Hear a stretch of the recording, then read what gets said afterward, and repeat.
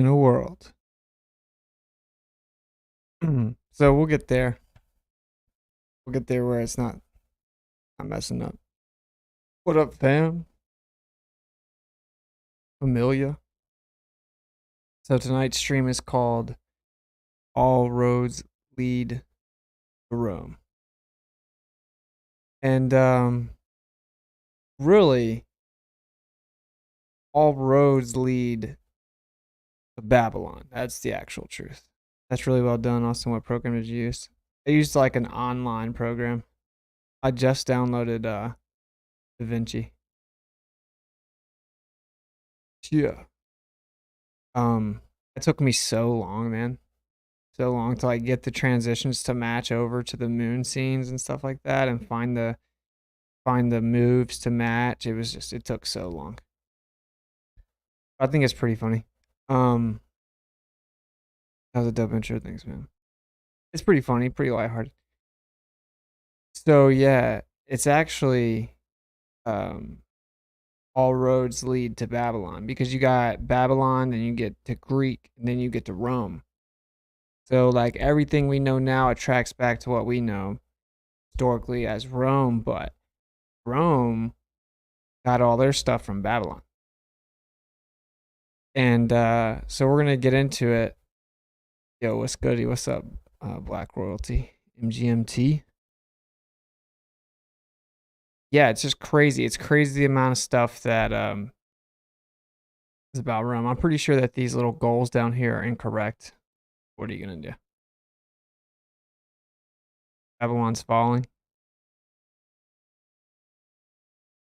Is it? So yeah, what's so weird about it is everything NASA does, it has something to do with Greek mythology. Everything.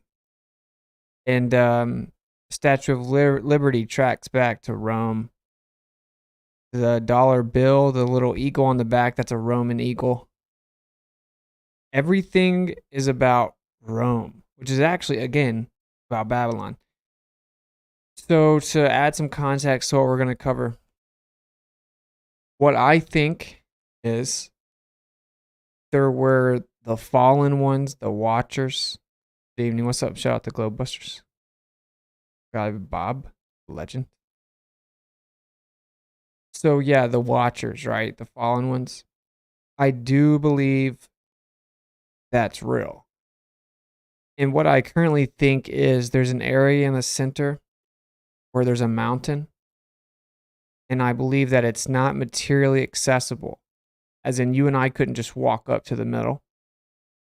But if you weren't in a material physical body, you could go back and forth. And I think that these entities existed in there, and you have a vantage point, an equidistant view where you can see all over the earth.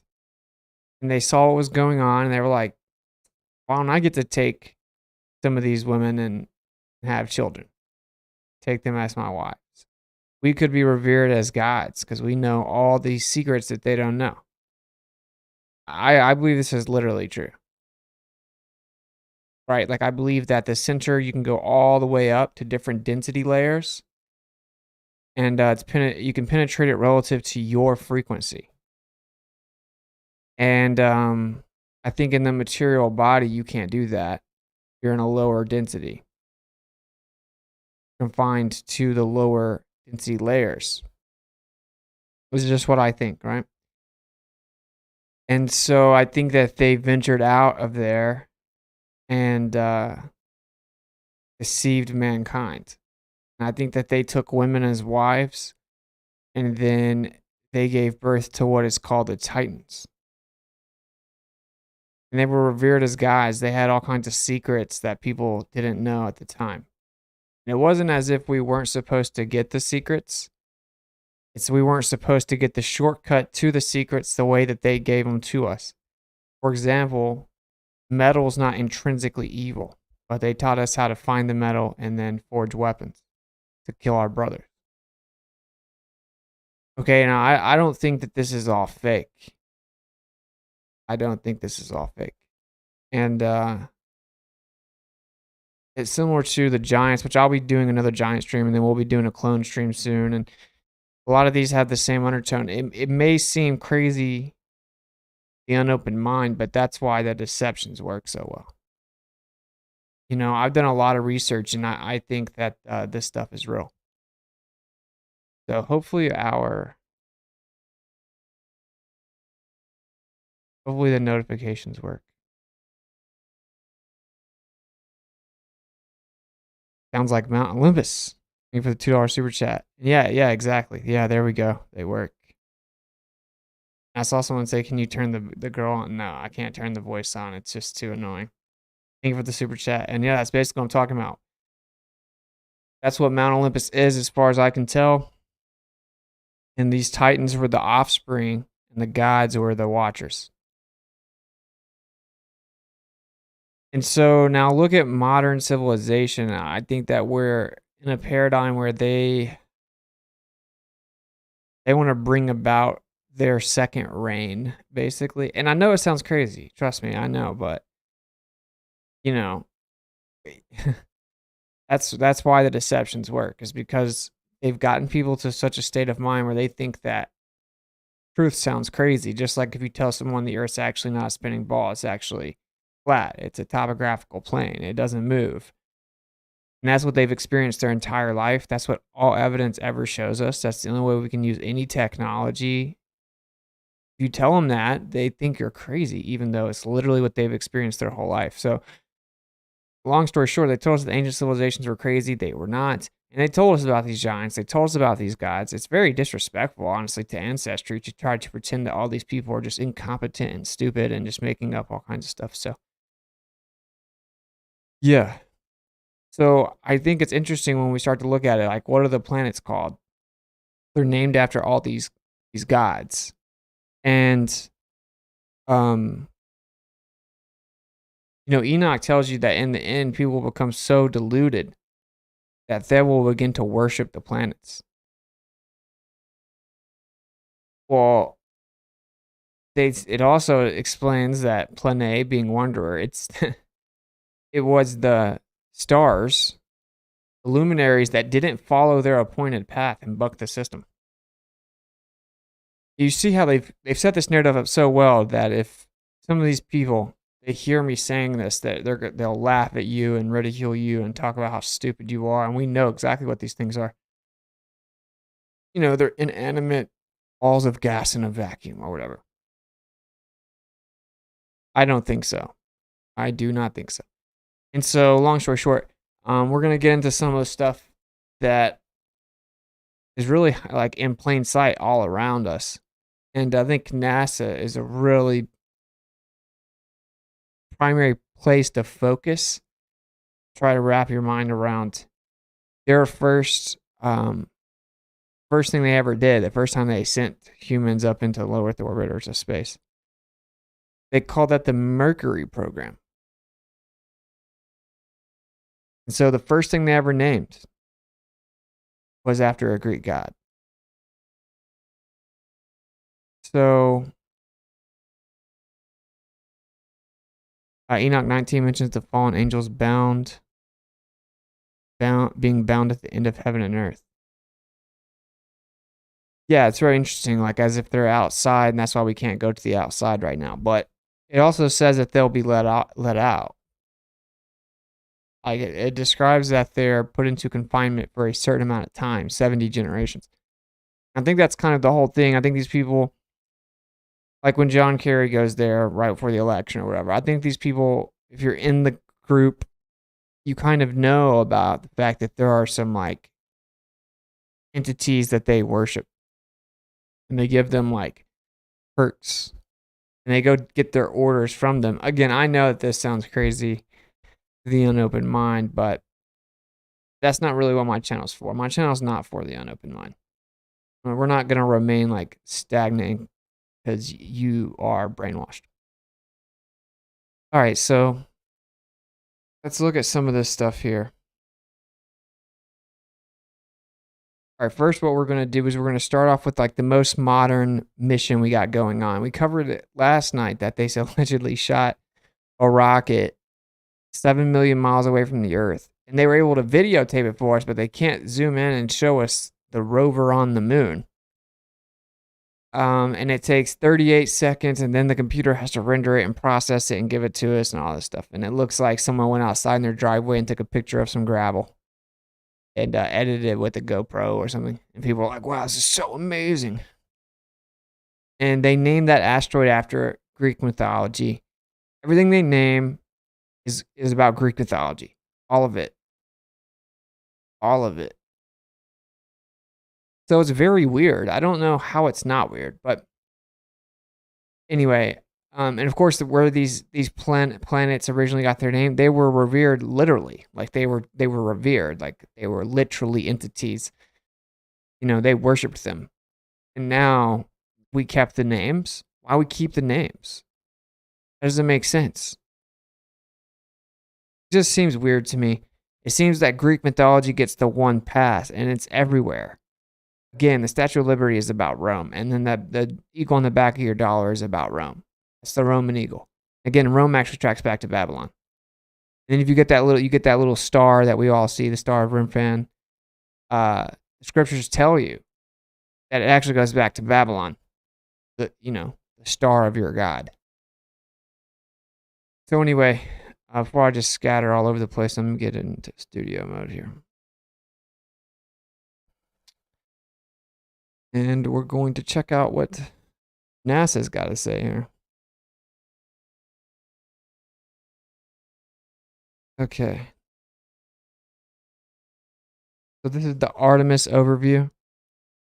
Artemis, now this is of course the name of the rocket that they're allegedly about to shoot up and send people to the moon again. You know, they always say that. So Artemis was the twin sister of Apollo and goddess of the moon in Greek mythology. Now she personifies our path to the moon as the name of NASA's program to return astronauts to the lunar surface by 2024, which of course they won't do that. They won't actually return astronauts to the surface, even in the fake propaganda sense in 2024. They'll keep pushing it back. I played the video a few days ago where they keep changing it, and now it's 2025, 2027, 2033. They've been pushing it back forever. They probably have some type of explosion, and then no one ever goes. It's too dangerous, and blah blah blah. All right, so I have this video here. I think I had to download it, so I'm gonna play it for you. Dun dun dun. No. I mean, it's just weird. Like to this day, they're just naming everything after Greek gods. I don't know how that wouldn't be weird. Especially seeing as how most of the people that are so brainwashed about this, what the Earth is, for example, they're all atheists. They think atheism is intelligent position. All right, so here we should be good. This little video for you guys so you can get an idea of it. This is again the most recent mission. Supposed to happen. 50 years ago, we pioneered a path to the moon. The trail we blazed cut through the fictions of science and showed us all what was possible. It's very pretty out here. Today, our calling to explore is even greater. To go farther, we must be able to sustain missions of greater distance and duration. We must use the resources we find at our destinations. We must overcome radiation, isolation, gravity, and extreme environments like never before. These are the challenges we face to push the bounds of humanity. We're going to the moon to stay by 2024. No, you're not. And this is how. No, you're not. This all starts with the ability to get larger, heavier payloads off planet and beyond Earth's gravity. For this, we designed an entirely new rocket. The Space Launch System. SLS will be the most powerful rocket ever developed. And with components in production and more in testing, this system is capable of being the catalyst for deep space missions. We need a capsule that can support humans from launch through deep space and return safely back to Earth. For this, we've built Orion, This is NASA's next generation human space capsule. Using data from lunar orbiters that continue to reveal the moon's hazards and resources.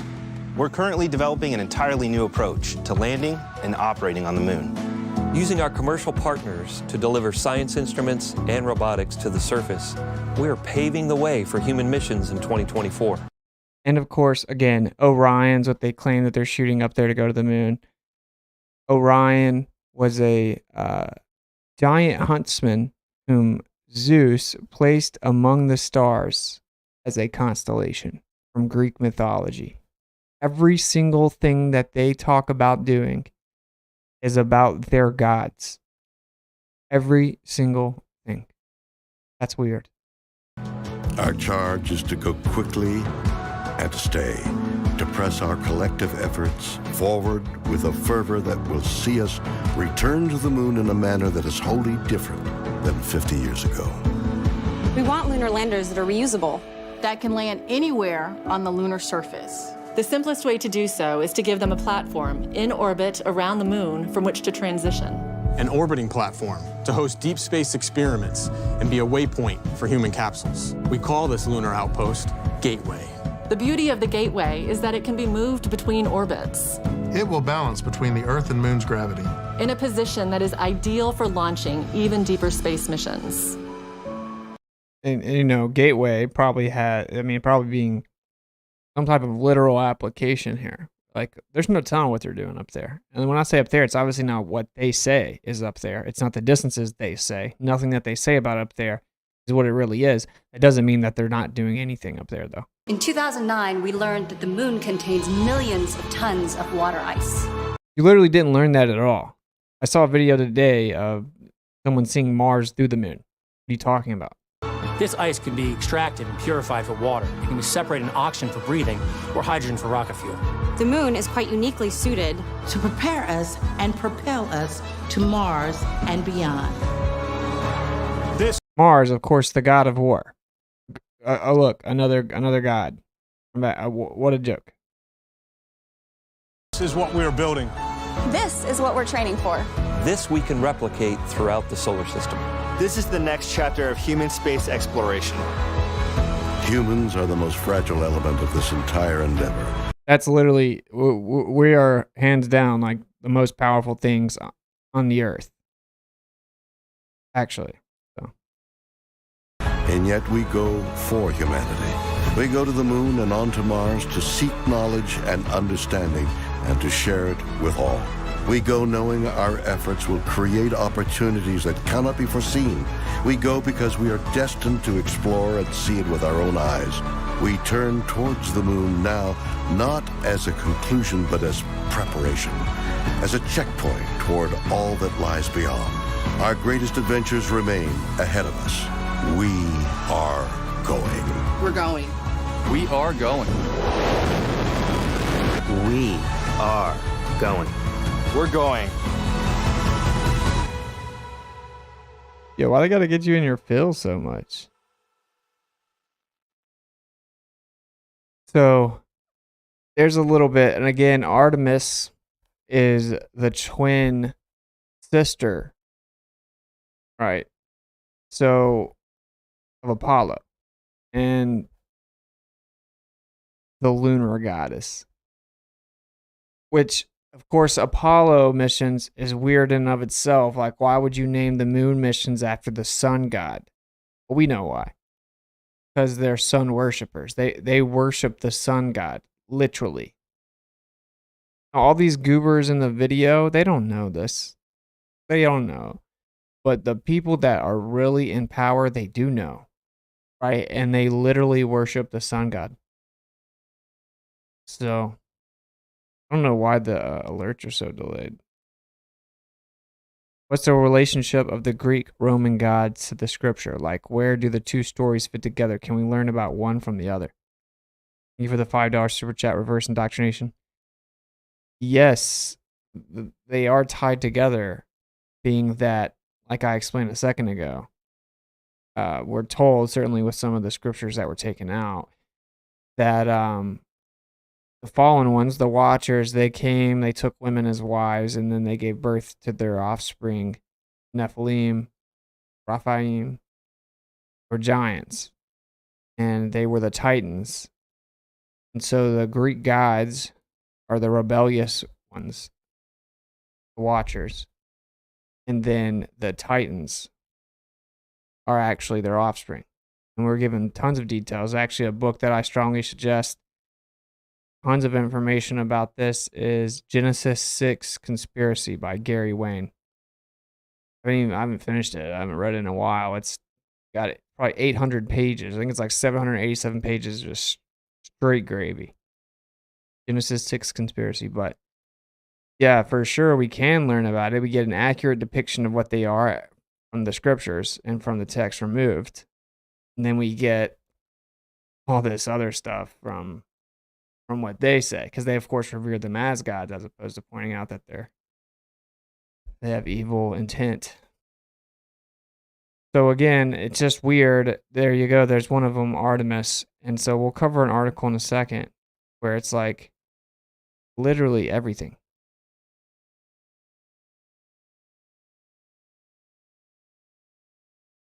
See if I can get this to. There we go. It's a fish story and they're buying it. And yeah, just to show everyone, this is the website. You can go here. It'll have the live stream that's going on. Here's the chat to the side. Oh, it's actually giving me direct access to it where I could show it. You can donate here. So also, if you go up here beside the login and you click on a little tab there, it'll give you, Patreon, Rockfin, PayPal. Now this merch store, don't go to the merch store. I haven't set it up or decided if I'm going to use them yet or anything, but you go to the Patreon, you can find everything. So we're going to end up having everything on here. You also have my links up here on the top. It's not showing on the screen, but so yeah, pretty cool. This is it's like trying to make it a one-stop shop, if you will, where you can go see everything. So this is all my debates. This is Discord. So yeah, WitsitGetsIt.live. Okay, so NASA's Lucy mission, journey to the young solar system. I'm so confused why that super chat didn't show up on the alert. I'm kind of salty. Are you Catholic? No. No, not at all. Okay, so Lucy, of course, is a reference to Lucifer, hence the song, Lucy in the Sky with Diamonds. Biggest telescope in the world, being named Lucy, owned by the Catholic Church, ironically, but used to be named Lucifer, just straight up. The acronym was Lucifer, and then they got kicked back, and now they changed it to Lucy. It was like overly wordy. Like they obviously made it that. Okay, so called Trojans after characters from Greek mythology. Most of Lucy's target asteroids are left over from the formation of the solar system. These Trojans circle the sun in 2 swarms. So here we go again, studying. Of course, you got Jupiter's obviously a Greek god. And then you got the asteroid, the Trojan asteroids, every bit of it. Every bit of it's named after Greek gods. We don't have to get into all the pseudoscience here, but again, you see Lucy. I don't know what Levision. Well, I wonder what that is. I wonder if that's got something to do.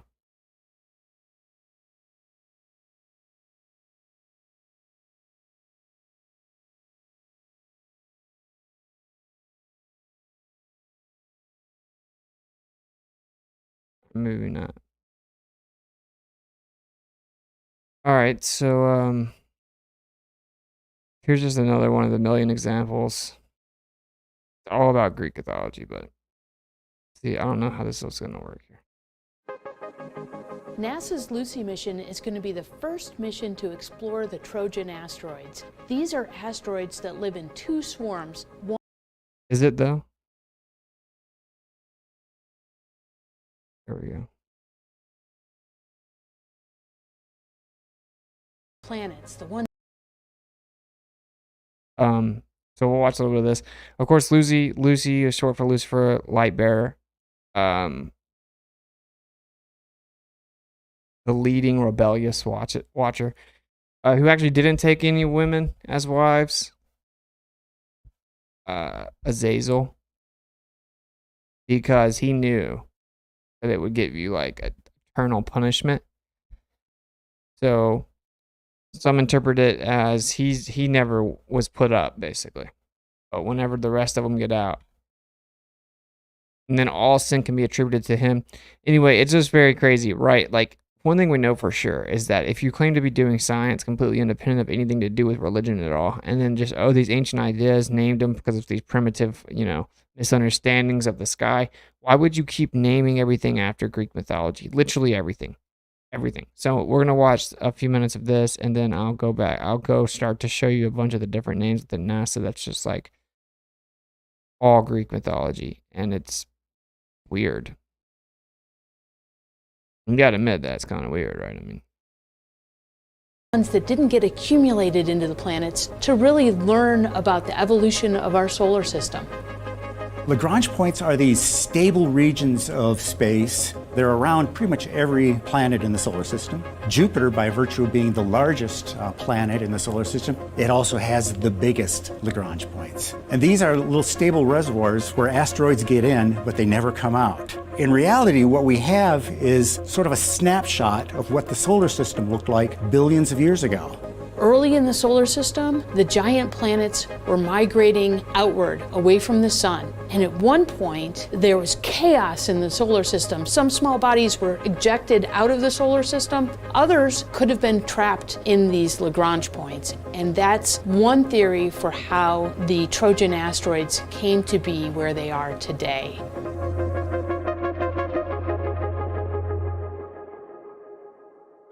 My job as a mission architect here at Lockheed Martin, it's very interesting, and it sort of encompasses the biggest picture of the mission. What is the trajectory? What sort of propulsion do you need to fly that trajectory? What does the spacecraft look like? So in the case of, for example, Lucy, it's like, okay, it's going out 5 times further from the sun than the Earth is. And so it's going to need big, huge solar arrays just because of that. Lucy has 3 scientific instruments on board the spacecraft, and we'll also be using 2 of the spacecraft subsystems to contribute to the science investigation.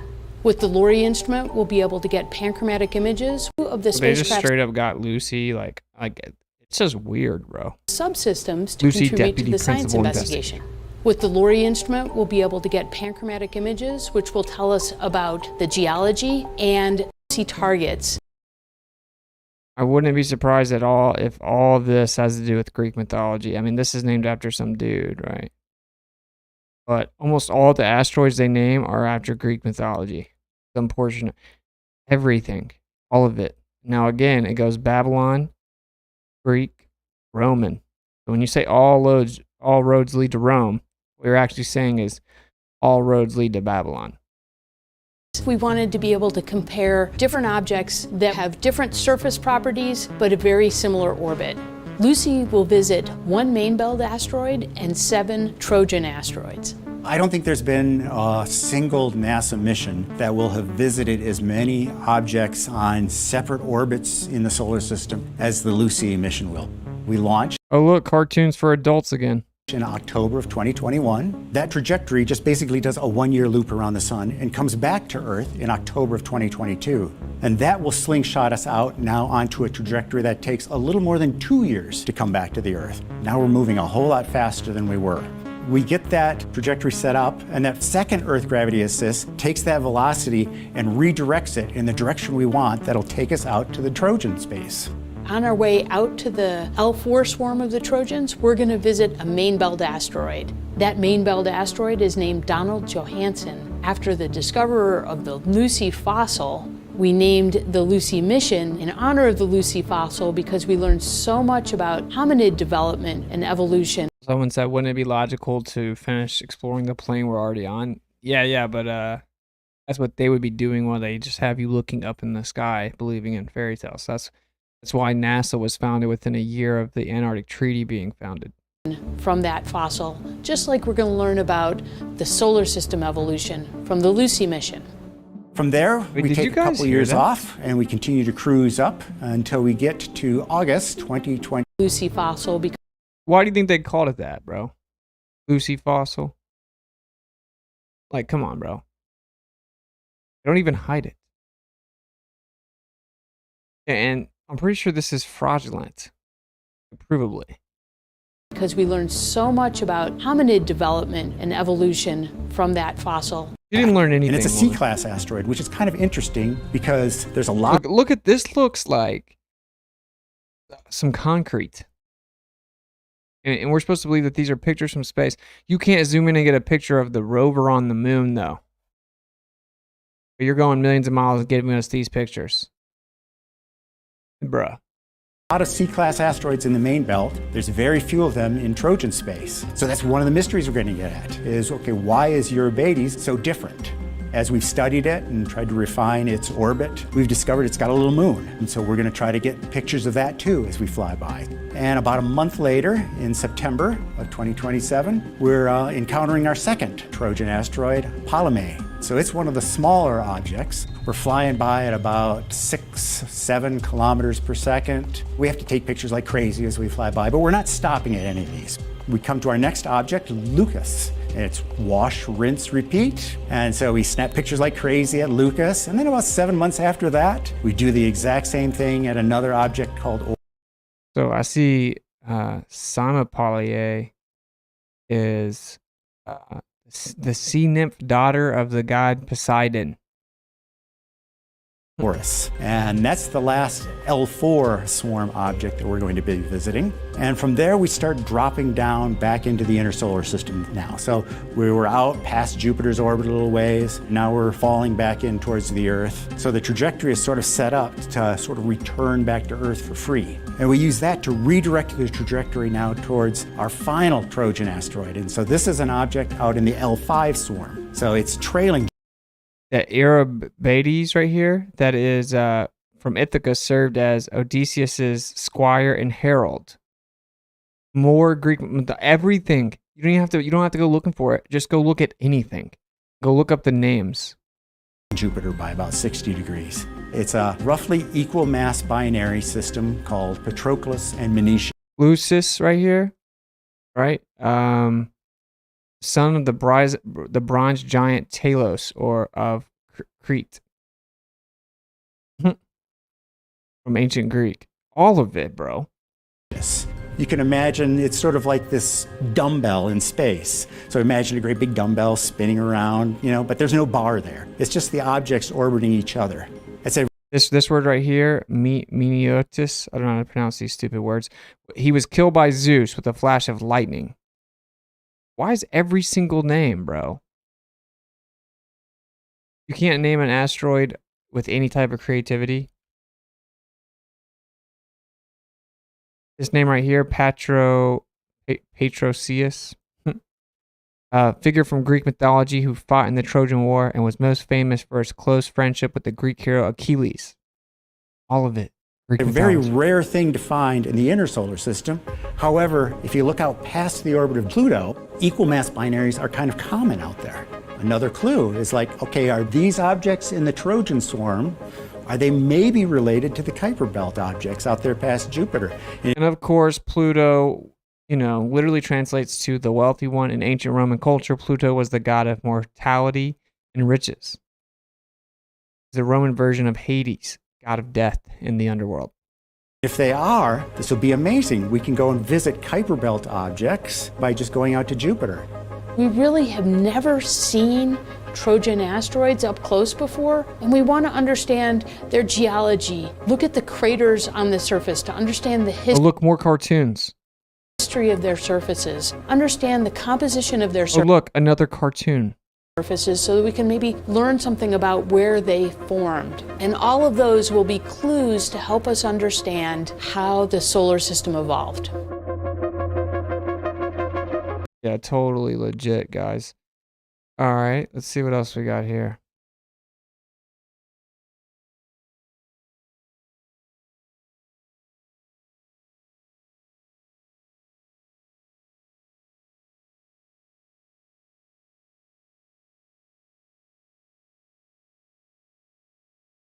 Remember when they landed a pressurized tent in a vacuum and played golf?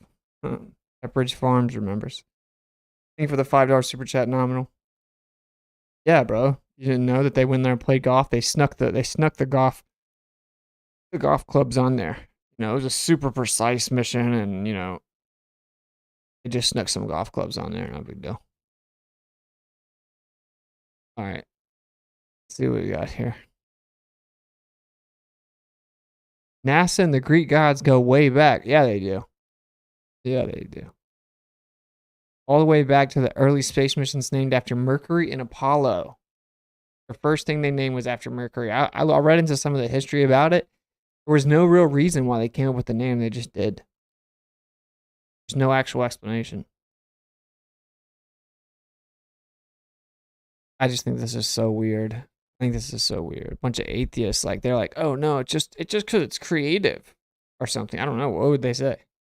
Today, NASA still uses names and symbols based on Roman and Greek mythology. Let's take a look at some of them. You got Project Mercury, the Gemini program, Apollo program.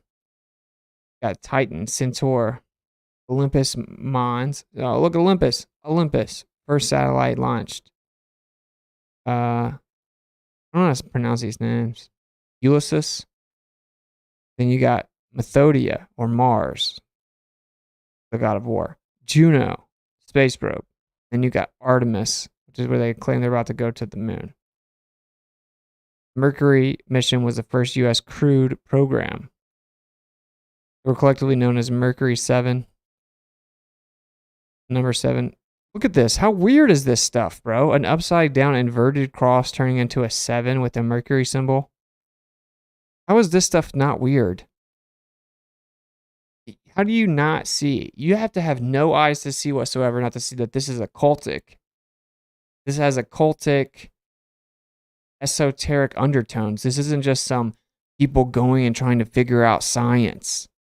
It's occultic. One reason occult means to hide, so it's like truth hidden in plain sight. It's wild, dude. All right, let's watch this. This is long. All right, this is where it all started. So this is why I'm going to play this video. This is where it all started.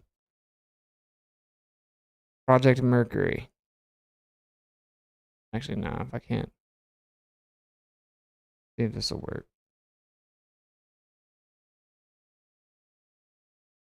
To putting someone in orbit for almost a day and a half. And at every step of the way, they were solving problems that influenced the future of the American space program. Project Mercury started out with 3 specific objectives. 1, NASA wanted to put a human in orbit around Earth. 2, they wanted to see how the human body responded to being in space, since no American had ever left Earth before. I know how it would respond to being in space. You guys want to know? Let me tell you guys.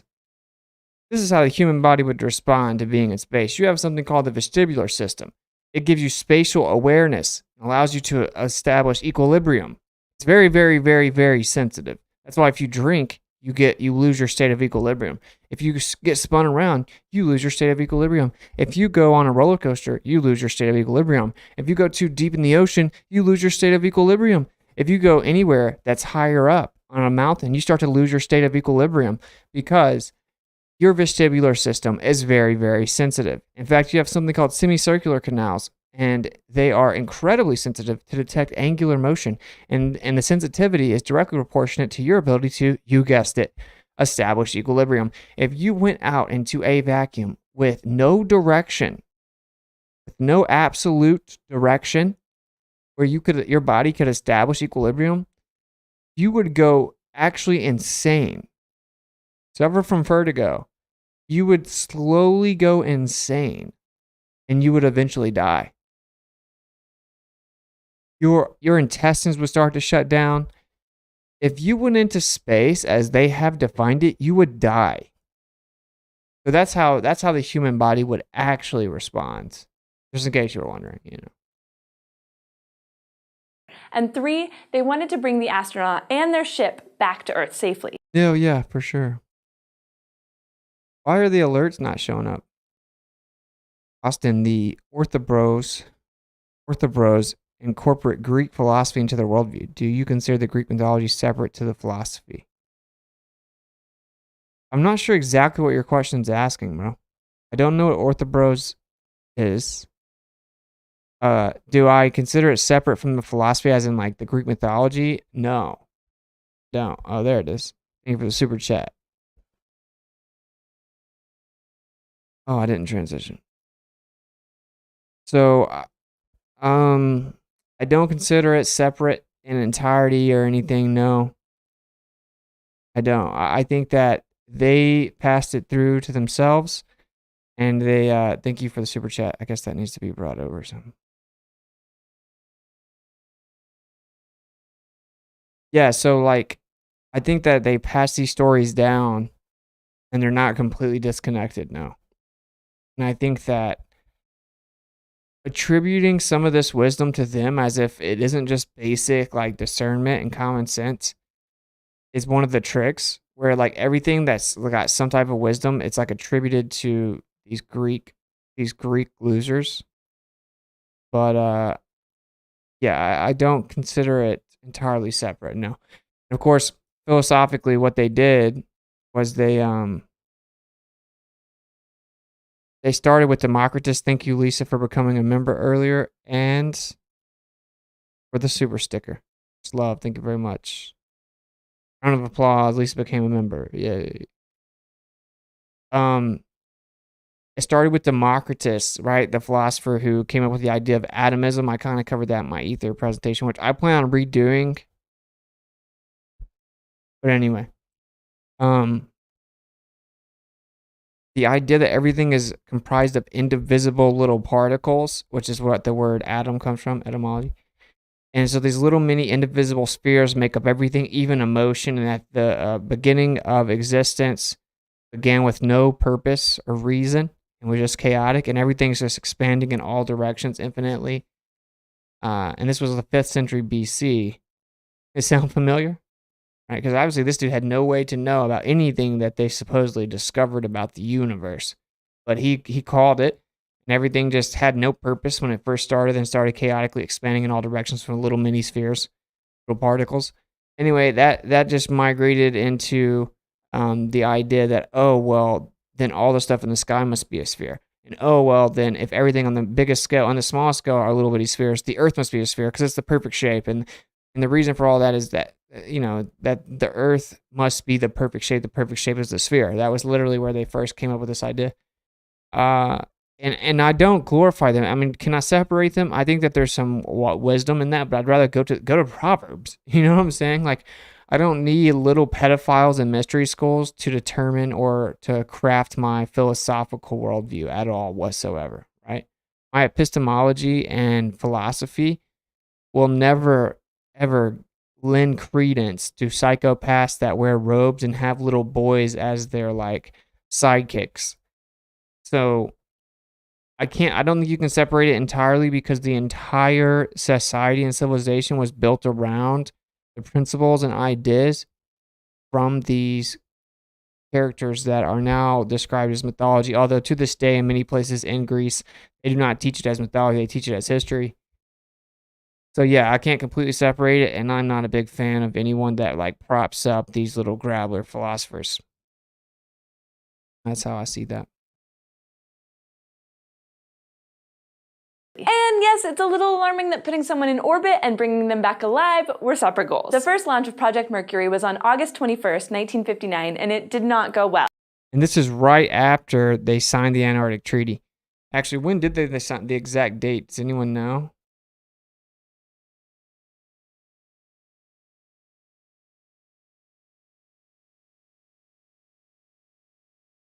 So December 1st. December 1st, 1959, and they did this in August of 1959. The goal of Little Joe 1, as the unmanned booster was called, was to test the escape system. You know, that thing that astronauts would need in case something went terribly wrong. About half an hour before the scheduled launch, there was an explosion. When the smoke cleared, the crowd that had gathered to watch the rocket lift off saw that Little Joe had unexpectedly launched. At least parts of it did. Other parts were still sitting on the launch pad, waiting to be sent up into the sky. The problem was that a pair of electrical circuits got crossed, which sent mixed signals to the rest of the ship. The next launch, Big Joe 1 successfully tested the heat shields, though there were still problems problems with the actual launching part of things. Throughout the project, the unmanned missions would continue to be plagued with launch problems. It's hard to send something into space, and NASA learned that over and over again. But that's why they were unmanned missions. That's where the kinks were worked out. Some of the 20 unmanned missions tested individual components. Came Mercury, like the escape system or the heat shields. Others, especially later on in the project, were tests of whole missions, a kind of dry run before sending humans along for the ride. There were also 6 manned missions in Project Mercury. First came Mercury Redstone 3 in May. Oh, Mercury Redstone 3, May 1961. Wow. This is, of course, the year that JFK claimed that we're going to go to the moon, 1961. This is when they were, so I'm watching this video because it's really laying out when it all started. This is when they all started to lie to us. While they're going out there obsessively looking at the outer regions. May 1961, which made Alan Shepard the first American to ever reach space. He was also the first person to ever go to space and then land back on Earth inside the capsule, since the 2 Soviet cosmonauts who had gone up earlier in 1961 both ejected from their ships and parachuted down to the ground. The third mission was Mercury Atlas 6 in February 1960. Oh, Mercury Atlas. Who is Atlas? Oh, man, I wonder who that is. There's no way it has anything to do with mythology, though. Oh, never mind. It was the Titan god who bore the sky aloft. And by the way, now they depict him like this, right? No, this used to be a dome. The story actually started with he lifted up a dome. He held up the dome. He was punished and made to hold the dome together and hold it up. Like cracks in the firmament. And now all the modern depictions try to show him with a ball. No, it was a dome. Why you guys gotta lie so much? Like, the actual origin of what you guys talk about was about a dome. So funny, but he personified the quality of endurance. Atlas was a leader of the Titans in their war against Zeus, and after their defeat, he was condemned to carry the heavens upon his shoulders. You mean the firmament? He was condemned to carry the firmament on his shoulders. That's what the actual story says, but anyway. What a joke. Mercury, Atlas, everything is Greek mythology. These creepy little psychopaths are obsessed with Roman and Greek, Babylonian ideas. That's what it's all about. It brought John Glenn into orbit, making him the first American and the But if I disagree with the extra books in the Bible, I don't care. third person in human history to ever orbit the Earth. You might have noticed that I skipped the second manned mission, the one between Shepard's and Glenn's flights. That's because the second and fourth missions of Project Mercury had a very particular purpose. They were duplicates of the previous missions. So Mercury Redstone 4 with Virgil Grissom on board was pretty much a carbon copy of Shepard's. This is the year before they started shooting all kinds of stuff up to the moon. I mean, up to the firmament and blowing up. Actually, I found a recent document. I'll pull it up in a second, maybe, but about them as late as 68, militaries invoking technology used to determine the brightness of the firmament. So there's like the old one about the Russian scientists in like the 30s, and then in 1960, the U.S. military themselves talk about it, and then they continue to invoke that in other papers as the resource until 68. About how they know that there's a firmament. That's kind of weird, huh? Matthew, thank you for becoming a new member, brother. Hey, that's all a round of applause for Matthew for becoming a member. Thank you, ma'am, for signing up to Miss Sweat. All right, let's keep going. Flight 2 months earlier. And Mercury Atlas 7 with Scott Carpenter on board was pretty much a carbon copy of Glenn's orbit. Project Mercury had a lot of scientists working on it who knew that there's no use doing something once if you can't prove that you can do it again. And that turned out. You're so profound. Oh, man. Almost 40 years later in Wow, you guys think this is legit? But the capsule itself wasn't recovered from the bottom of the ocean until almost 40 years later in 1999. Now, all they did was drop something in the ocean.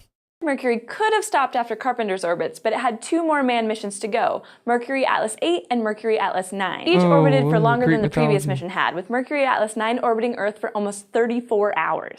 Look at this, bro. Look how stupid this looks. By the way, they just go up in the air and take a picture of the Earth and impose it with a lens. curvature. That's what they actually do. NASA really nailed down their second objective of Project Mercury, which was to see what happened when humans were in low gravity for a long time. They were especially interested in seeing if anything happened to the astronauts' bodies or brains that would have made it hard to put together longer missions, like the week-long flight to the moon that was already in the early planning stages. And what they found was encouraging. Being in space for a few days didn't seem to affect the astronauts' health or brain very much. L. Gordon Cooper, the astronaut on board, was just as good a pilot after a day and a half in space. Project Mercury also taught NASA how to affect... Okay, I'm sorry to do that to you guys. All right, 1963 through 66, Gemini program. Of course, Greek mythology about the constellation comprised of different Greek deities. The 4 main objectives were to test an astronaut's ability, including the space flight, blah, blah, blah, blah, blah.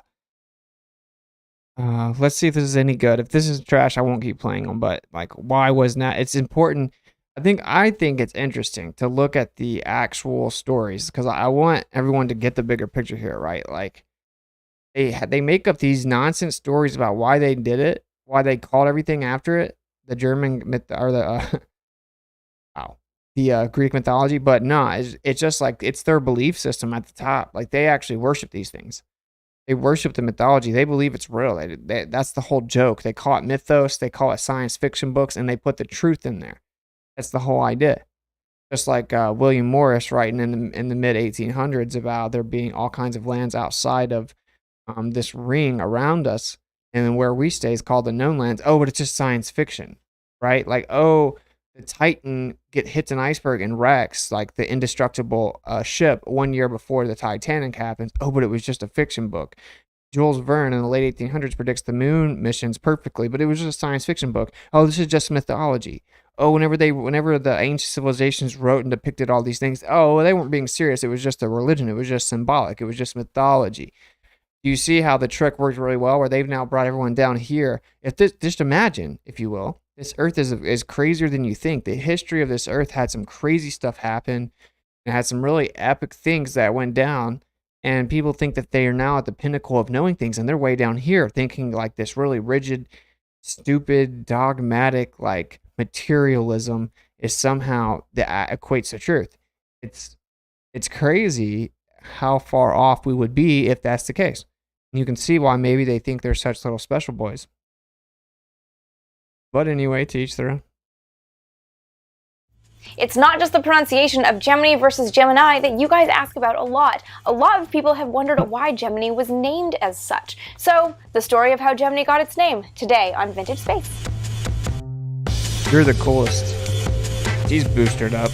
Alex P. Nagy of NASA's Office of Manned Spaceflight at headquarters is credited with naming the Gemini program, and he also won a bottle of scotch for doing it. His inspiration was actually the constellation, because Gemini had 2 astronauts on board. The constellation, being the twins Castor and Pollux, evoked the idea of 2 men in a spacecraft. The astrological symbol of Gemini also called back to the program's original designation as Mercury Mark II. But there's a little bit more poetry to this one than Nagy realized, or really that anyone realized. In astrology, star signs are governed by planets, and Gemini is governed by the planet Mercury. It's sort of similar to how the Mercury program informed the design of the Gemini spacecraft. It gets a little more interesting if you choose to go down the astrology route. Key traits of Geminis include adaptability and mobility, 2 things that NASA's second-generation spacecraft... Stupid and lame. I'm sorry. Or whatever. This is where they announced it. Moving on. Apollo program. Now, what's up with this emblem? What's up with it? No, it's just patriotism. No, this is the Roman eagle. That's what's on the back of your dollar, bro. That's the Roman eagle.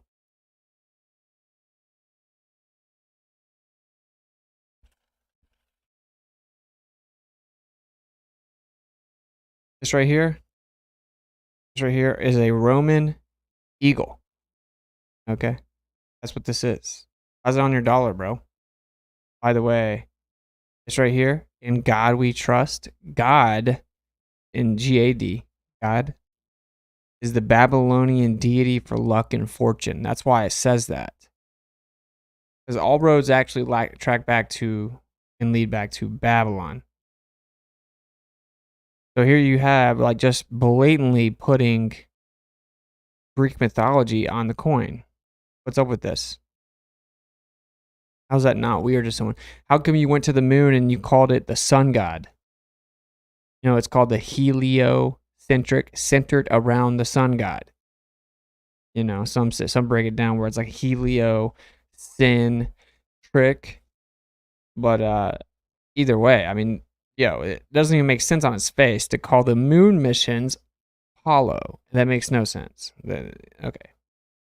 It brought humans to the moon. We just can't do it. We destroy the technology. It's a painful process to build it back again. Of course, a few videos back, we covered the moon landing and how stupid it is. 72, the last time they supposedly took a real picture of the Earth from space in entirety. You can never take an entirety. When I say entirety, I mean like not stitched together, obviously. You can't take a picture of a sphere in entirety. Duh. So Saturn, of course, we know Saturn. I'll let you guys read it, though.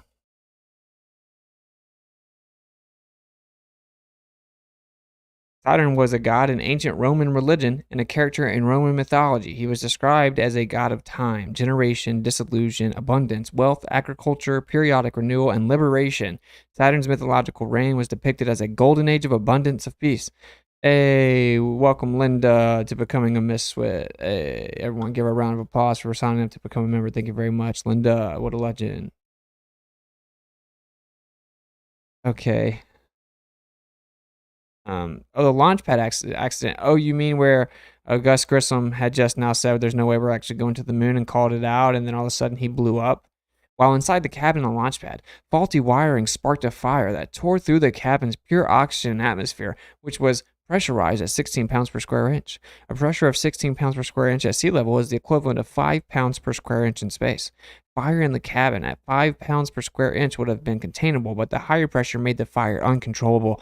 The complicated latch system on the hatch, another design flaw, made it impossible for the astronauts to escape the inferno. The one positive that came from this tragedy is that the person that was calling out the moon missions was taken out. And here we go, just more blatant Greek mythology. Titan, Centaur. And this is, obviously, we showed you that. We're just looking at a video of Artemis, or like a recent video in 2021 about these asteroids. And we were looking them up one by one. Every one of the asteroids is named after something to do with Greek mythology. Like, what a joke.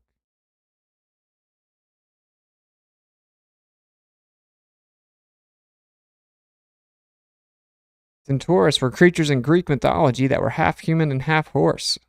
According to the legend, they were the offspring of a Centaurus, I don't know. A man who was born to the king of the Lapiths, and a cloud made to look like the goddess Hera. This is weird. Oh, let's name it after Mount Olympus. Again, I think this is the mountain in the middle, and people literally came from them. Like, not people, right? But like entities literally came from the mountain that has a gigantic force field around it. You can't penetrate it. That's what I actually think. Oh, you're crazy. You believe in vacuums with gas balls in it. Like, you know. The above quotes from A History of the War Between English and French Freemasonry. In 1801, the year the Templar Scottish Rite Supreme Council of the world was founded, at Charleston, the double-headed eagle was adopted by that body, signifying the emperors of the East and West transferred their headquarters to America, where the Roman Empire would be revived. This comes from A History of the War Between English and French Freemasonry. Wow, that's epic.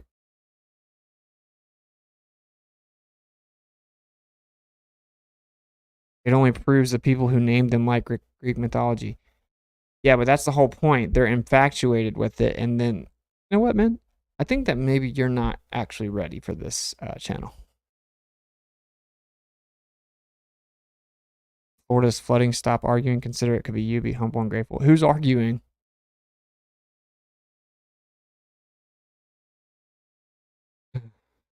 Virtue signaling going on these days.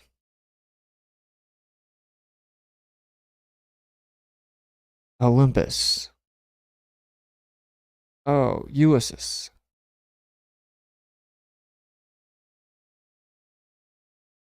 I already forgot how to spell it.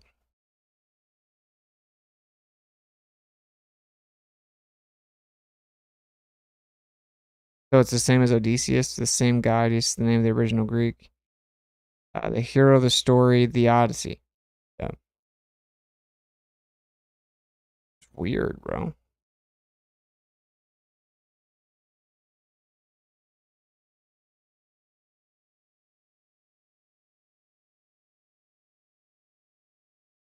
Here we go.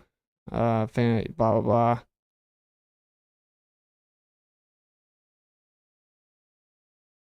Oh, what's supposedly a hymn to Zeus. Like, they're just worshiping in their religion, bro. Themis mission split into 2 missions. Themis low, steady space environment.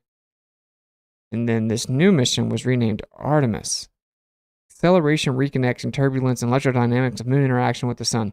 You see how they clearly force it? They force this, like, these names. Acceleration, reconnection. Acceleration, reconnection, turbulence. Does it make sense? Acceleration, reconnection, turbulence, and electrodynamics of moon interaction with the sun. Ares 1 and 5 were the names of rockets that launched the space shuttles. Juno space probe. It's just kind of weird. I mean, you gotta admit. Juno was an ancient Roman goddess, the protector and special counselor of the state. She was equated to Hera, queen of the gods, in Greek mythology. Okay, moving on. This guy sings some song about it. I guess because the idea is Juno was like the god. I mean, the god's wife, and then he had all these different side pieces, you know, and that they sent Juno out to check up on Jupiter with all its extra moons, because like it was the wife checking in on the cheating husband. That's the official story from NASA, so why they called it that.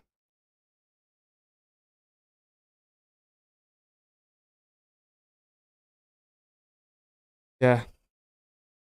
So anyway, I think this is all weird. Cheer. So you got the Statue of Liberty, right? And then the Statue of Liberty is actually a dude. And then we've seen all kinds of Greek statues and stuff where it looks exactly like the Statue of Liberty. I think most people know about that. The very way our government is structured tracks back to Rome. When you have like the House of Representatives and the Senate, it all tracks back to Rome. Again, your dollar bill, the way it's designed, tracks back to Rome. It's weird. You have to admit it's weird. Every time they discover an asteroid, they name it after something to do with Rome, Greek mythology. And it all actually tracks back to Babylon, which seemed to be the one world civilization. And then you get into the language thing. The languages, like what's the real truth about the languages? And you find out NASA actually codes their computers with Sanskrit. They are obsessed with this. And I find it weird that I guess I understand it. I understand that a normie that's still asleep and brainwashed, like they don't understand these things.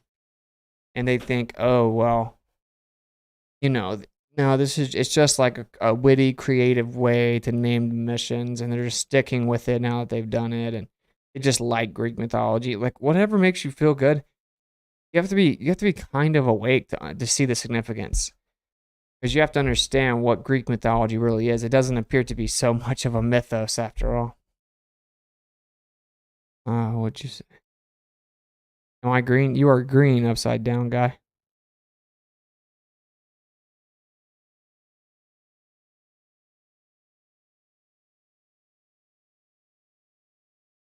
You should play the fly experiment in a vacuum. How can you have space travel in an empty vacuum? Their argument is that they have an oxidizer inside the rocket. It creates an interaction, and then it just creates like the slightest bit of propulsion that it needs, because there's nothing impeding it. Of course, they still have the problem to get any type of actual reciprocation or interaction at all. It doesn't matter how little it has to be. You wouldn't have any directional reciprocation in a vacuum. So that's their argument. Aliens are demons. We're the aliens. Thanks for the super chat. I don't really know what that means. If aliens are demons and we're the aliens, are you saying that we are demons? I think aliens are interdimensional entities. I think that alien means extraterrestrial, extra land. Those from extra lands. That's what I think. I don't think that we are the alien.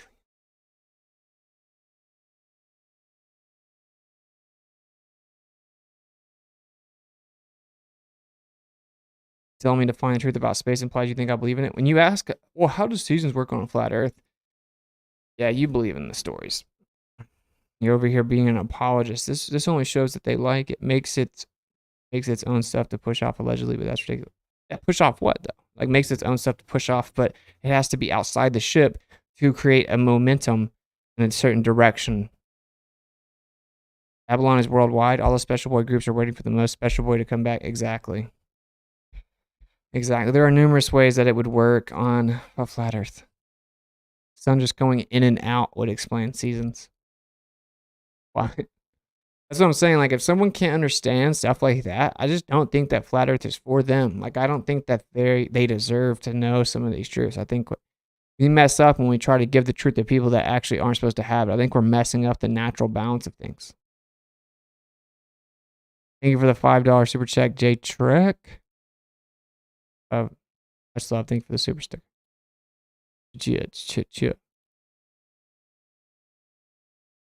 All right, cool. So, and there's all kinds of them, right? I mean, I don't know if you guys know it anymore, but I was looking into it when I was writing my paper for court. I'm like, why does they get to push this religious like overtone on me, but I can't freely speak without being censored about any type of cosmological interpretation that I have? Isn't that weird? Don't you think that's kind of weird? Straight firmament on the hat. Is that from the Element brand? Yeah. Yeah, it's Element. Yeah, check out the firmament with the mountain in the middle. So anyway, long story short, I think that they're doing something like to get into the real gravy, right? I think there's a reason for this. I think there's a reason for them naming all this. Like, I think there's way more going on above us than we may think. It's definitely not what they said, of course, and it's just would blow our minds, bro. And like I said, Enoch straight up says that they have you talked about the Volva rocket? It's woke. Never heard of that. I don't know what that is. But so it's the idea that the planets are actually wandering stars. They didn't keep their appointment. And they worship these things, and they're a little bit closer. They're in a lower density layer. They're not allowed to go up as high anymore. And there were some that were in, like, you can look at the like the gods of the Great Smokies or something like that. Not like the Smoky Mountains in Tennessee, but there's a book called something like that, and it describes these entities that came out, these giant warrior men that came out of the mountain in the center. So if you look at a magnetic field, you know, you wouldn't be able to penetrate the middle. You would have to have something that wasn't material. You would have to be comprised of something that was not confined to material.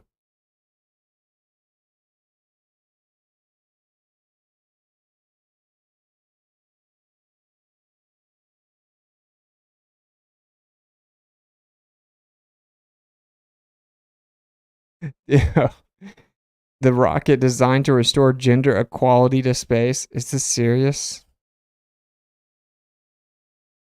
Bro, is this real life? Yo, it's just a minute. It's called the Volvo rocket. Is this serious right now?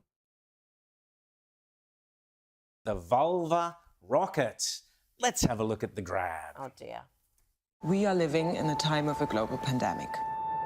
Oil and electricity prices are soaring, and the climate crisis is threatening our very existence. Meanwhile, billionaires are flying into space in rockets shaped like male genitalia. For us, this raised some very important questions. Shouldn't space be for everyone? He's so serious, bro. And is a phallic-shaped rocket really the best way of getting there? We want to restore gender equality to the cosmos, so we've decided to revolutionize space travel forever. Bro, she's so serious right now.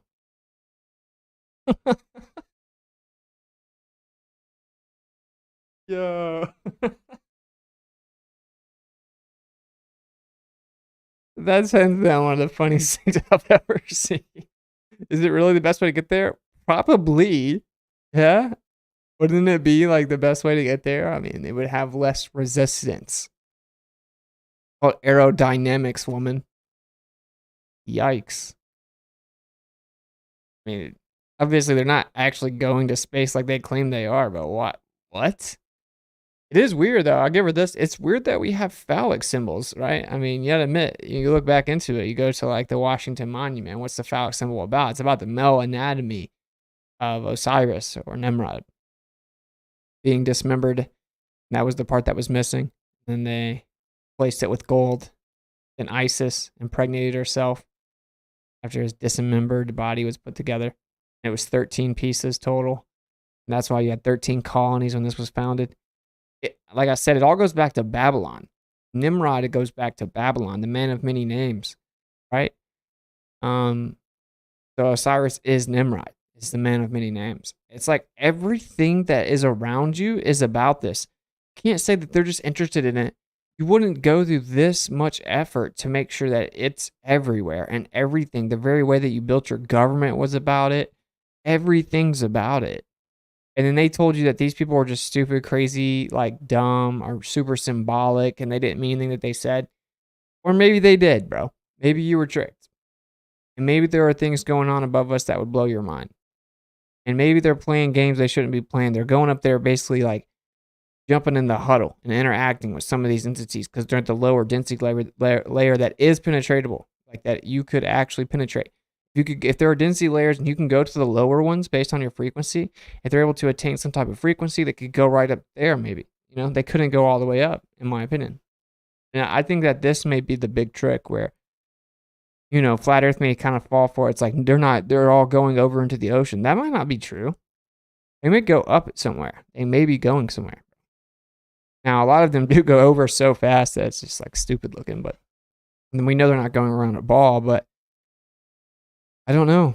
I don't know what's up there.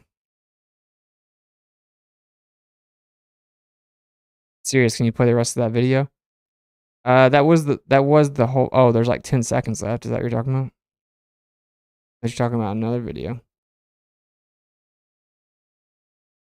Introducing the Vulva spaceship.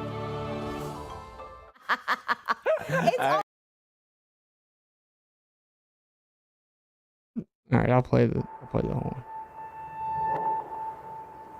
We are living in a time of a global pandemic. Oil and electricity prices are soaring, and the climate crisis is threatening our very existence. Meanwhile, billionaires are flying into space in rockets shaped like male genitalia. You're so woke, this woman. raised some very important questions. Shouldn't space be for everyone? No. And is a phallic-shaped rocket really the best way of getting there? We want to restore gender equality to the cosmos. So we've decided to revolutionize I thought there was no such thing as genders, though. Space travel forever. Introducing the Vulva spaceship. But don't you need to make like 72 different spaceships, though? Together with scientists and space engineers, we have developed the first spaceship shaped like female genitalia.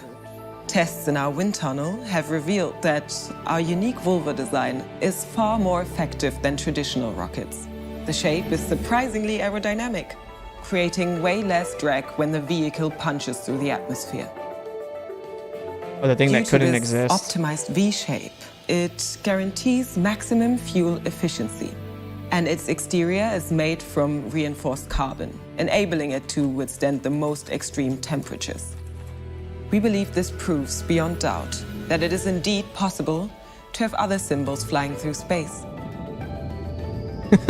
We aim to lobby the European Space Agency, encouraging them to help realize this project. To do this, we need 500,000 signatures pledging support for our cause. Please sign the petition and share the project, so we can show the world that female empowerment has a place in space. What is this world coming to, bro?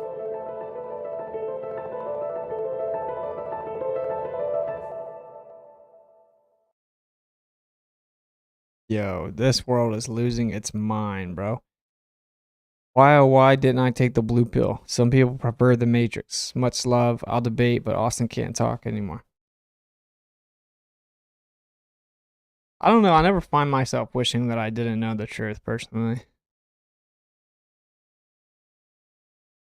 Thank you for the super chat. Austin, you're one bad mofo. You blow my mind with the amount of info you retain and can spit out truth faster than an auctioneer. Keep killing the anti-flatters with the truth venom. Thank you for the kind words, brother.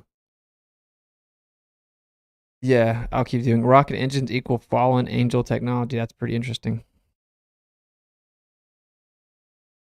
I'm sorry, or you're welcome for bringing this up. No, I thought it was hilarious. I think it's pretty funny.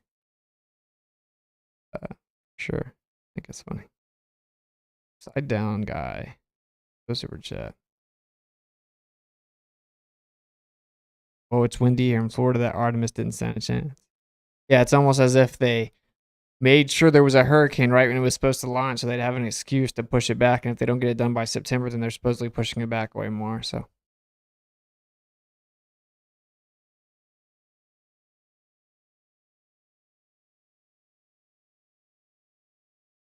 Don't lie, you're free now, and the kingdom cannot be overlooked. Yeah, it's like way freer knowing the truth. Crazy stuff. So, I don't know. I mean, like, I know a lot of you guys, you think that this is all just kind of like symbology and they do love their symbology, but you think none of it's real. I think it's real. I think that what they call mythology, it's not all fake. That's what I think. I think it stems from some real things, and I think that they're doing some real stuff with this technology.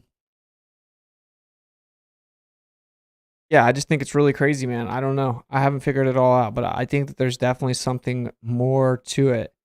And it's just like, oh, they're just shooting the rocket in the water. Personally, I think there's more to it. So what would your response be if I said the Old Testament came across as an esoteric genetic claim? I would say that 99% of people that talk about the Old Testament have yet to realize that, like, all of it has to be re-examined in the Hebrew and in context, because most of it's misunderstood. And it specifically doesn't make a genetic claim and says that not everyone from Israel is of Israel, and that you can be grafted in. And Israel just being like those in line with the will of the Father. That would be my take. A lot of books were taken out so you wouldn't have actual context. I think the Tesla launch fakery was to see what the response would be. I'm not sure exactly which one you're talking about. They faked a ton of stuff. Volva rocket wasn't paired. That's what's so crazy. That girl was being so serious about that.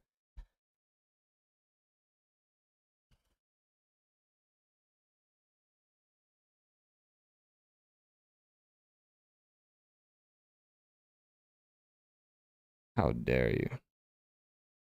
All right, I'm gonna play this video. I want you guys to see it, because I feel like a lot of people they think it's all fake. Like I said, I think that there is an area in the center. It's not materially accessible. Things came out of there to interact with humans, took the women as wives. I think this really happened. I think that genetic modification that's gone on in the last 2 years is trying to inch us towards what they were doing, which was genetic manipulation. They had all kinds of hybrids. I traveled the United States, and every single city has all kinds of hybrids on there, has all kinds of Greek gods everywhere, carved in.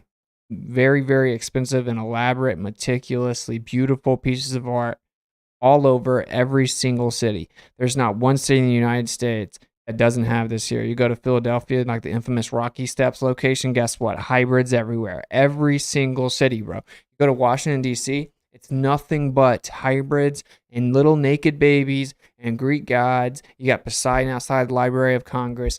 All of it. All of it. You have giant statues and then giant seats, and everything's built giant, like it's for things that are bigger. It's really weird, and it's just built like a modern Rome. That's the whole thing. It's very crazy. Very crazy. At the least, it's esoteric symbology, but I don't know. I think there's something deeper to it. Was Pangea flat like a Florida pancake? I don't even know how I feel about the whole Pangea thing, to be honest. But yeah, of course, everything here is a topographical plane. Everything that we have any access to at all. All right, I'm gonna play this. It's gonna give us some history. It's like 10 minutes long. I'll commentate on it, but I want us to kind of like understand the Greek mythology, the connection to the Nephilim. I think this is a pretty good video if it's the one I've seen before. I think a lot of people know stuff like this, but again, dude, you need to look around with new eyes to see everything is about Rome, and that's actually Babylon. Babylon never went anywhere. Rome never went anywhere. Just changed addresses. That's all that it did. All right, let's check it. Of studying many different religions and myths, I am led to believe that most of what I have learned has too many similarities to one another that one cannot help and wonder if it all originates from one single source. From the stories of the Nephilim in the Bible, to the Greek Olympian gods and titans of Greek mythology, to the fallen angels known as the Watchers in the Book of Enoch, to the Anunnaki from the ancient Sumerians, to the Hindu Vedas, Norse and Roman mythology. There are many ancient myths that parallel to each other in every religion and culture found all over the world. The legends of gods, angels, demons, giants. Witsit said some people don't deserve the truth. Jesus wouldn't say that. He literally did say that. That's why he spoke in parables so that everyone couldn't understand him. That's literally what he did. Very generous donation, $50. Thank you very much. I'll find it. I think that might be through the website, WitsitGetsIt.live. I'll read you off, brother. Thank you for the donation. Very generous. Yeah, like some people that don't have eyes to see or ears to hear, that's literally what the scriptures say. And it says to dust your feet off and go past them, to leave. And that you can cast those seeds, but like not all the soil is fertile and ready to grow fruit. And to actually cut off the limbs that aren't ready to grow fruit. And when they don't have eyes to see or ears to hear, to move on past them. Because they are not in a position for the truth. So that's exactly what he said, actually, ironically. Which is, of course, where I got my opinion. Giants, heroes, flood deluges, and pretty much anything else that the mind can imagine. Many scholars are making a parallel connection between the Greek gods, Nephilim, and the fallen angels of the Genesis account. The Titans being the fallen angels, or as the Book of Enoch calls them, the Watchers. And the Greek Olympians being the Nephilim. The flood of the Bible and the Greek flood myth are remarkably similar. Is it possible that the Greek myths are not myths? Was Zeus a Nephilim? Nephilim is the Hebrew word for giants. Was his father Cronus a fallen angel called sons of God in Genesis 6? You guys listen up. And of course, it took out Enoch and Jubilees and Jasher and many other books, but yeah, I mean, there is an infatuation with this, bro. And what's really under the ocean, by the way? We'll talk about that in a second. I suspect that the legends of the ancient Greeks possibly embody the... Let me read off the donation that was generous, though. I swear, I think a lot of these civilizations are under the ocean still. That's where they are. Someone just followed. I don't know. I didn't even know I had that set up. I guess you followed on Twitch. Are we streaming to Twitch? Thanks for following. Gotta be careful with that, though. Alright. Onomatopoeia Madia. I might have said it wrong. You can correct me in the chat, but thank you for the donation. Through WitsitGetsIt.live. You and Kai are the best. Many blessings to you, Kai, and baby on the way. May Yah bless you and Kai with many more. Keep up the good work with spreading the truth. Shalom, Linda Madia. Favorite songs right now? In the Field and Apple Juice and Sunshine. Yeah. Thank you for the donation and the kind words. It's greatly appreciated. And I'm glad you enjoy the music. And we do intend on dropping a couple more songs before Flattoberfest, so we should have some more music coming soon. Apple Juice and Sunshine is fire. Truth of what really happened in the past. You check out the other song she made, The Matrix, if you haven't heard it. It's also pretty fire. And that there were these strange hybrid giants that the Greeks called Titans. Atlas, Perseus, and Hercules from Greek mythology were what would be called in Hebrew Nephilim, offspring from the intermarriage of a god and earthly woman. The Legend of Giants. Genesis 6. And it came to pass when men began to... Jubilees is legit. Jasher trash? Yeah, maybe. I haven't actually even looked that much into Jasher. I do know Enoch and Jubilees is a one, though. For sure, for sure. multiply upon the face of the earth, and daughters were born unto them, that the sons of God saw the daughters of men, that they were fair, and they took them wives of all which they chose. And the Lord said, My spirit shall not always strive with men, for that he also is flesh, yet his days shall be 120 years. Sebastian's under the sea. Yeah, exactly. Bro, I'm telling you. And why do you think all these UFOs are over the sea? Like, if the rocket technology is fallen technology, well, it's not their best. There were giants in the earth in those days, the Nephilim. And also after that, when the sons of God came unto the daughters of men, and they bare children to them, the same became mighty men which were of old, men of renown. The discussion of giants on earth goes much further and deeper than just this comparison. There are similarities in the biblical writings of Enoch, in Greek mythology, and ancient Sumerian texts, particularly when it comes to the Watchers. In ancient Sumeria, we find the stories of the Anunnaki. The Sumerians looked at these gods as the Watchers of Earth, showing dramatic similarities between the three ancient cultures. There is also mention of the great Sumerian ruler Gilgamesh in the Book of Enoch, who often describes the Anunnaki in much the same way that Enoch describes the Watchers. The giants, also called Jotuns in Norse mythology, are the first living beings, and the first of these giants was called Ymir. And it is from the corpse of Ymir that the world was created. A Jotun is a giant with superhuman strength. This narrative can only exist if you believe in the Bible. Not really. This is like in every ancient civilization, they make the same claims about these different deities that ran the world and that there were giants. The scriptures just give a specific take on it. Who lives in the land of Jotunheim, which is one of the 9 worlds in Norse mythology. Many of these ancient legends describe the giants as having a fondness for eating human flesh. Numbers 13:32 describes the land of Canaan as a land that devours its inhabitants, and all the people whom we saw in it are men of great size. There also we saw the Nephilim, the sons of Anak. The sons of Anak are part of the Nephilim, and we became like grasshoppers in our own sight, and so we were in their sight. The giants are said to have been the progeny of angels, known as the Watchers. Some believe that these giant beings may have been the reason for the Great Flood, as they were seen to be unnatural and harmful. This guy's delivery is really lacking, so I don't know if I'm gonna make it the full 12 minutes, just so you know. To the human race. In classic Greek mythology, we hear stories of the Titans, the first 12 children of Gaia and Uranus, who rebelled against their father. After a hard-fought battle, the Titans were defeated by Zeus and the Olympians, and condemned into Tartarus. These legends are seen in many other cultures found all over the world. God said, no, you're not doing it the way I told you to. Legends of star people. Now, let's go to Deuteronomy 32. These gods are demigods that came and cohabitated with women on earth and produced hybrid humans, part human, part god. Are these angels Homer's Odyssey, destroyed the cities Odysseus thereof? And his men have some close encounters with man-eating. I can't do it. I'm going to give this other one a chance, and if it's no good, I'm just going to talk to you guys myself. Sorry. Saying that the information's bad, it's just the delivery is. Are these angels worse than the devil? We received an email asking us, are the angels spoken of in Jude 1:6 and 2 Peter 2:4 worse than the devil? We will endeavor to answer this question.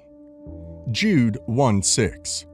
And I remind you of the angels who did... Austin, did you see Beyonce's shout out a couple weeks ago? No, what was it about? Do you believe you're part giant? No. Because I have red hair. Not stay within the limits of the authority God gave them, but left the place where they belong. Jeremiah 25:26 and Revelation 16:19 say Babylon receives wrath after all other kingdoms, and Jeremiah 51:60-63 is some real gravy when compared with 6th and 7th of all. Nice. North Star be ladling gravy. God has kept them securely chained in prisons of darkness, waiting for the great day of judgment. 2 Peter 2:4. For if God spared... Oh, you have to see your tweet. I'll check it out. Oh, that reminds me. I'm sorry, these are just not cutting it for me. honestly, like the way that I went about it was I found out about all this other stuff, and then I'm like, oh wow, look at that. Once again, I found out the scriptures actually talk about this and add coherence to like the discombobulated stories all over the place. All of a sudden, the narrative actually makes sense.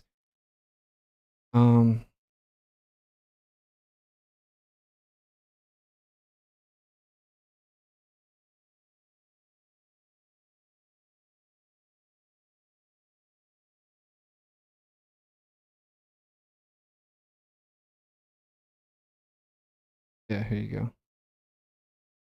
The tweet from NASA. Name for the mythological Greek moon goddess and twin of Apollo, Artemis will carry humanity back to the moon, this time for good, before we launch to Mars and to the unexplored beyond. The latest updates and more. This looks like a stupid picture to me. Am I tripping? Dude, named for the mythological Greek moon goddess and twin of Apollo. I mean, it's just NASA just telling you, bro. But I mean, I don't know. For me, I think it's weird. I think it's super weird. I think it's weird. Beyonce's quote a tweet about what? I don't know what it's about.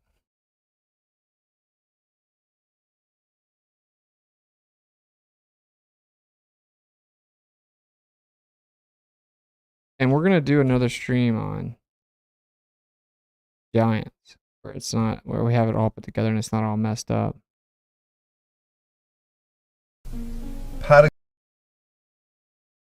Check it out. Have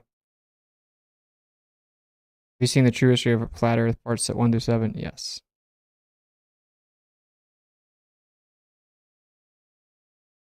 Fallen Angels? Beyonce tweets about fallen angels. Patagonia is a region in southern Argentina and Chile, extending from the Andes to the Atlantic. There are many accounts of a legendary race of extremely tall people that were first mentioned by Ferdinand Magellan and his crew, who claimed to have seen them while exploring the coastline of South America in the 1520s. Antonio Pigafetta, a crew member and chronicler of Magellan's expedition, wrote about their encounter, and I quote, "One day we suddenly saw a naked man of giant stature spirits on the shore of the port, dancing, singing, and throwing dust on his head." Real fast. So I guess this is the tweet from Beyonce. Thank you to all the pioneers who originate culture, to all of the fallen angels whose contributions have gone unrecognized for far too long. This is a celebration for you. Wow. All of the fallen angels whose contributions, so it's bruh, who originate culture. Now obviously said perfectly well, guys, enough where it's like, oh, just talking about the cultural impact of black people that go unnoticed. Thank you to all the pioneers who originate culture, because that's what happened, right? The fallen ones came down and taught everyone how to live.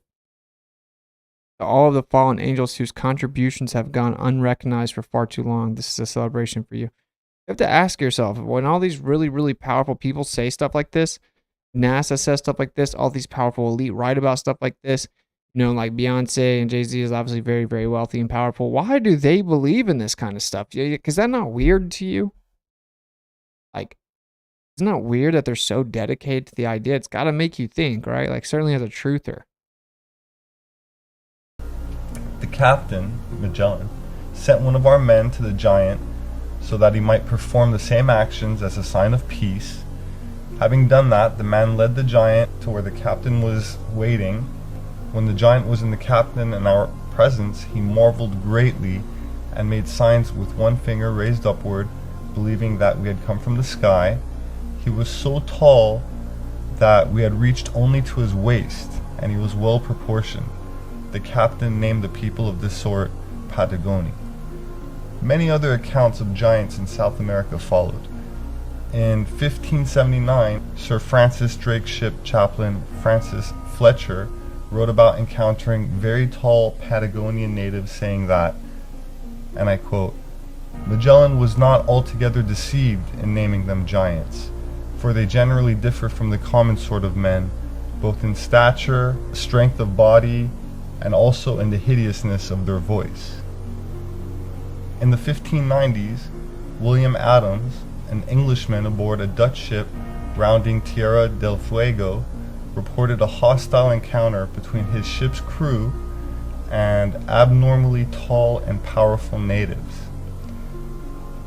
In 1766, Captain John Byron had circumnavigated the world in his HMS Dolphin, and word had leaked that the crew had seen 10-foot tall giants in South America. The official account of Byron's voyage, appearing in 1773, recounts, got the sky, and I quote, in the sea. "When we came within a little..." All right, so this is what I think we're going to do. So this is interesting stuff, but I want to do another giant stream. So sorry that I'm dragging you guys all around, but we're going to watch this video. This is going to explain to you, and I want to just everyone to have the context of, you know, thinking about, well, are there actual maybe entities? I know it sounds crazy, dude. Step outside of your little like materialistic, rigid, dogmatic mind for a second. Step outside of it and just think that maybe you don't know everything.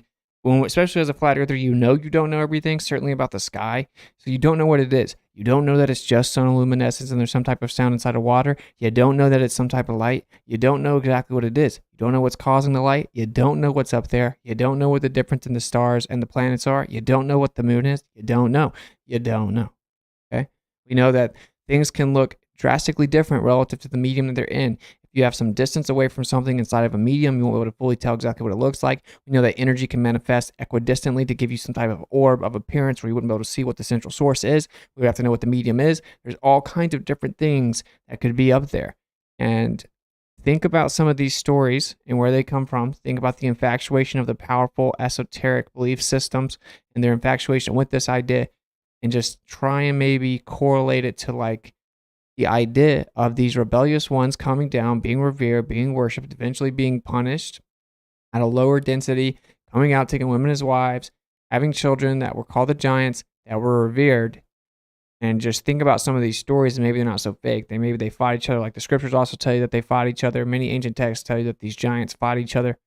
They were trying to fight for reign over the earth, and they were revered as gods. And if you didn't just walk around Washington, D.C. for a second and tell me that it's not weird. Tell me that it's not weird. There's naked babies everywhere, but in the Greek mystery schools were obsessed with pedophilia. And then tell me that it's not weird, that everything is built as if for giants. And tell me it's not weird that everything is Greek mythology. Every single bit of Washington, D.C. You go see Neptune with all kinds of hybrids outside of the Library of Congress. It's super weird. Okay? It's arguably the most powerful central place in the world. All right.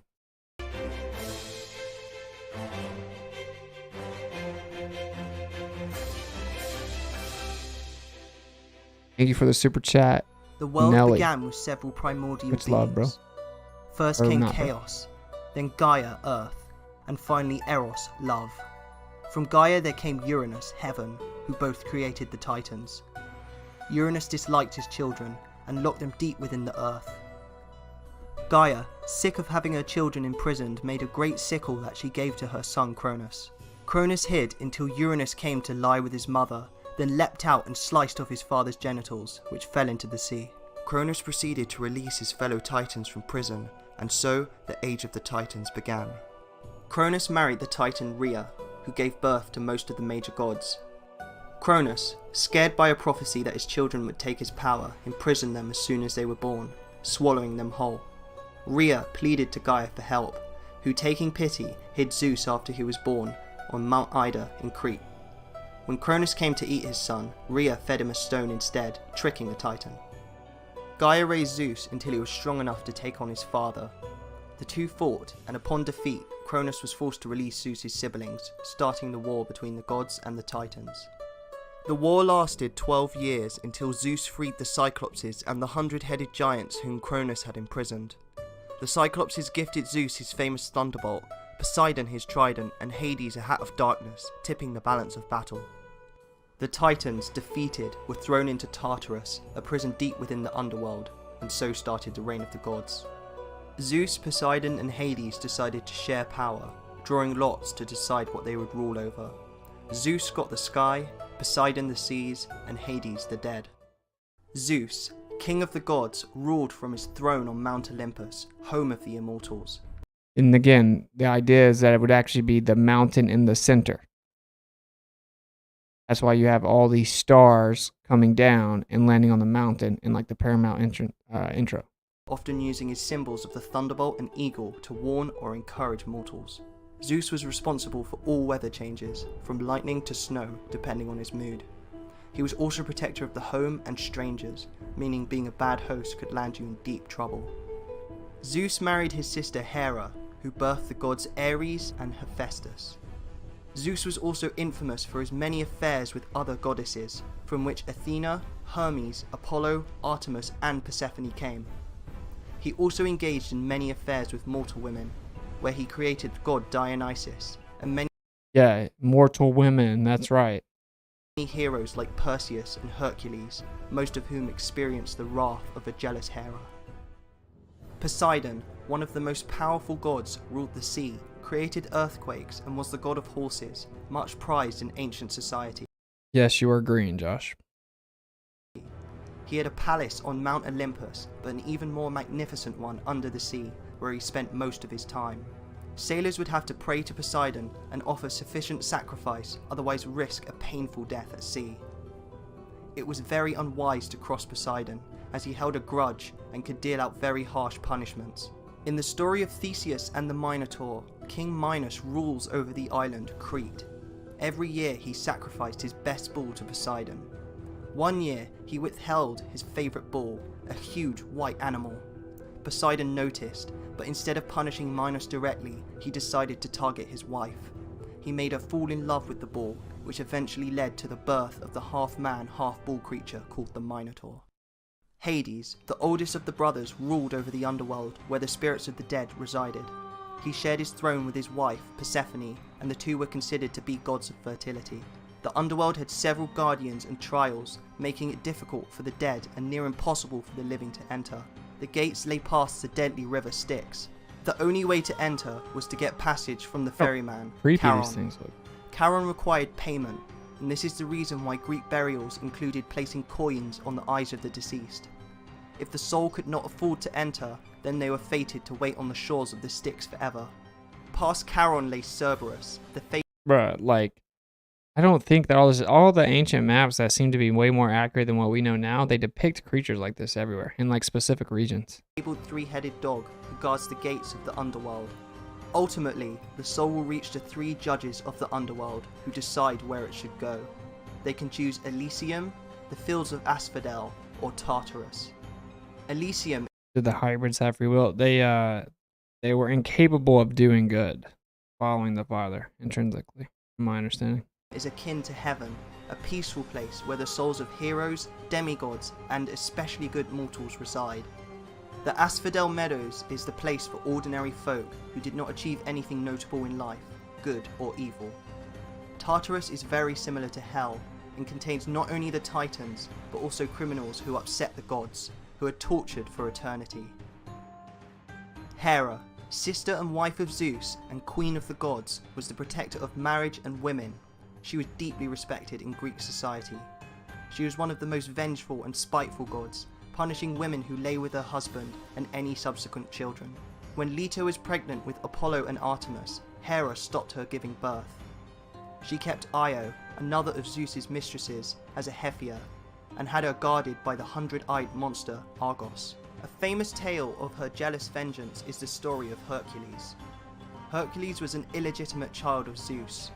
Hera sent serpents to kill the future hero when he was just a child, but the demigod crushed the creatures with his bare hands.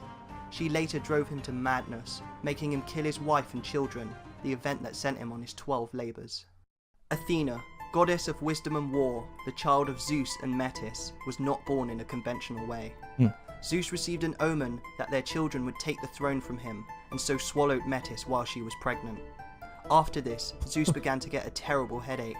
He asked a fellow immortal, thought to be Hephaestus, to split his head open with an axe.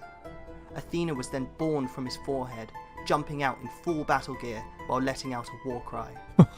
Athena had an affinity for heroics, coming to the aid of heroes like Perseus and Hercules. Her favourite was Odysseus, who she worked hard to keep safe so he could return to his homeland. Athena was highly revered in Athens, which was named after her. She competed with Poseidon for the city, both of whom attempted to give it the best gift. Poseidon struck the ground with his trident, making a stream of water rise up. Athena kicked the earth and caused the first olive tree to emerge. The gods deemed Athena victorious, and the city took her name. Athena was also one of the sacred virgin goddesses, and so in her honor... All trans Rome pioneered trans culture. Yeah, dude. And then the idea of trans is mastering duality, which is the whole entire idea of the Luciferian doctrine. So you have the light and the dark. You have the gender duality. You have to master duality. That's why, of course, one of their favorite tricks is try to somehow convince society to not acknowledge the duality of gender as if that's not a real thing, while they try to master it, which is why the Matrix is actually inverted and it's all about this type of thing, and then they came out as trans. The temple built on the Acropolis in Athens was named the Parthenon, which comes from Parthenos, meaning the virgin. Ares was the bloodthirsty and cruel god of war. Neither god nor mortal particularly liked Ares. The warfare he represents is not honourable nor heroic, but rather the primal rage and bloodshed of the battlefield. Definitely referring to plasma or electrical discharge events. I 100% don't think that it's just something like that. I think that that's falling for the trick. That's my opinion. I think that one of the tricks is to make them sound so ridiculous. And then I think the other trick is to make it sound like it's obviously none of it's real and it's all just about something that really happened in nature. Whenever I actually think that there's some type of sentience to what's being worshipped personally. Ares had a relationship with the goddess Aphrodite, who was married to the god Hephaestus. The two would sleep together whenever her husband was away.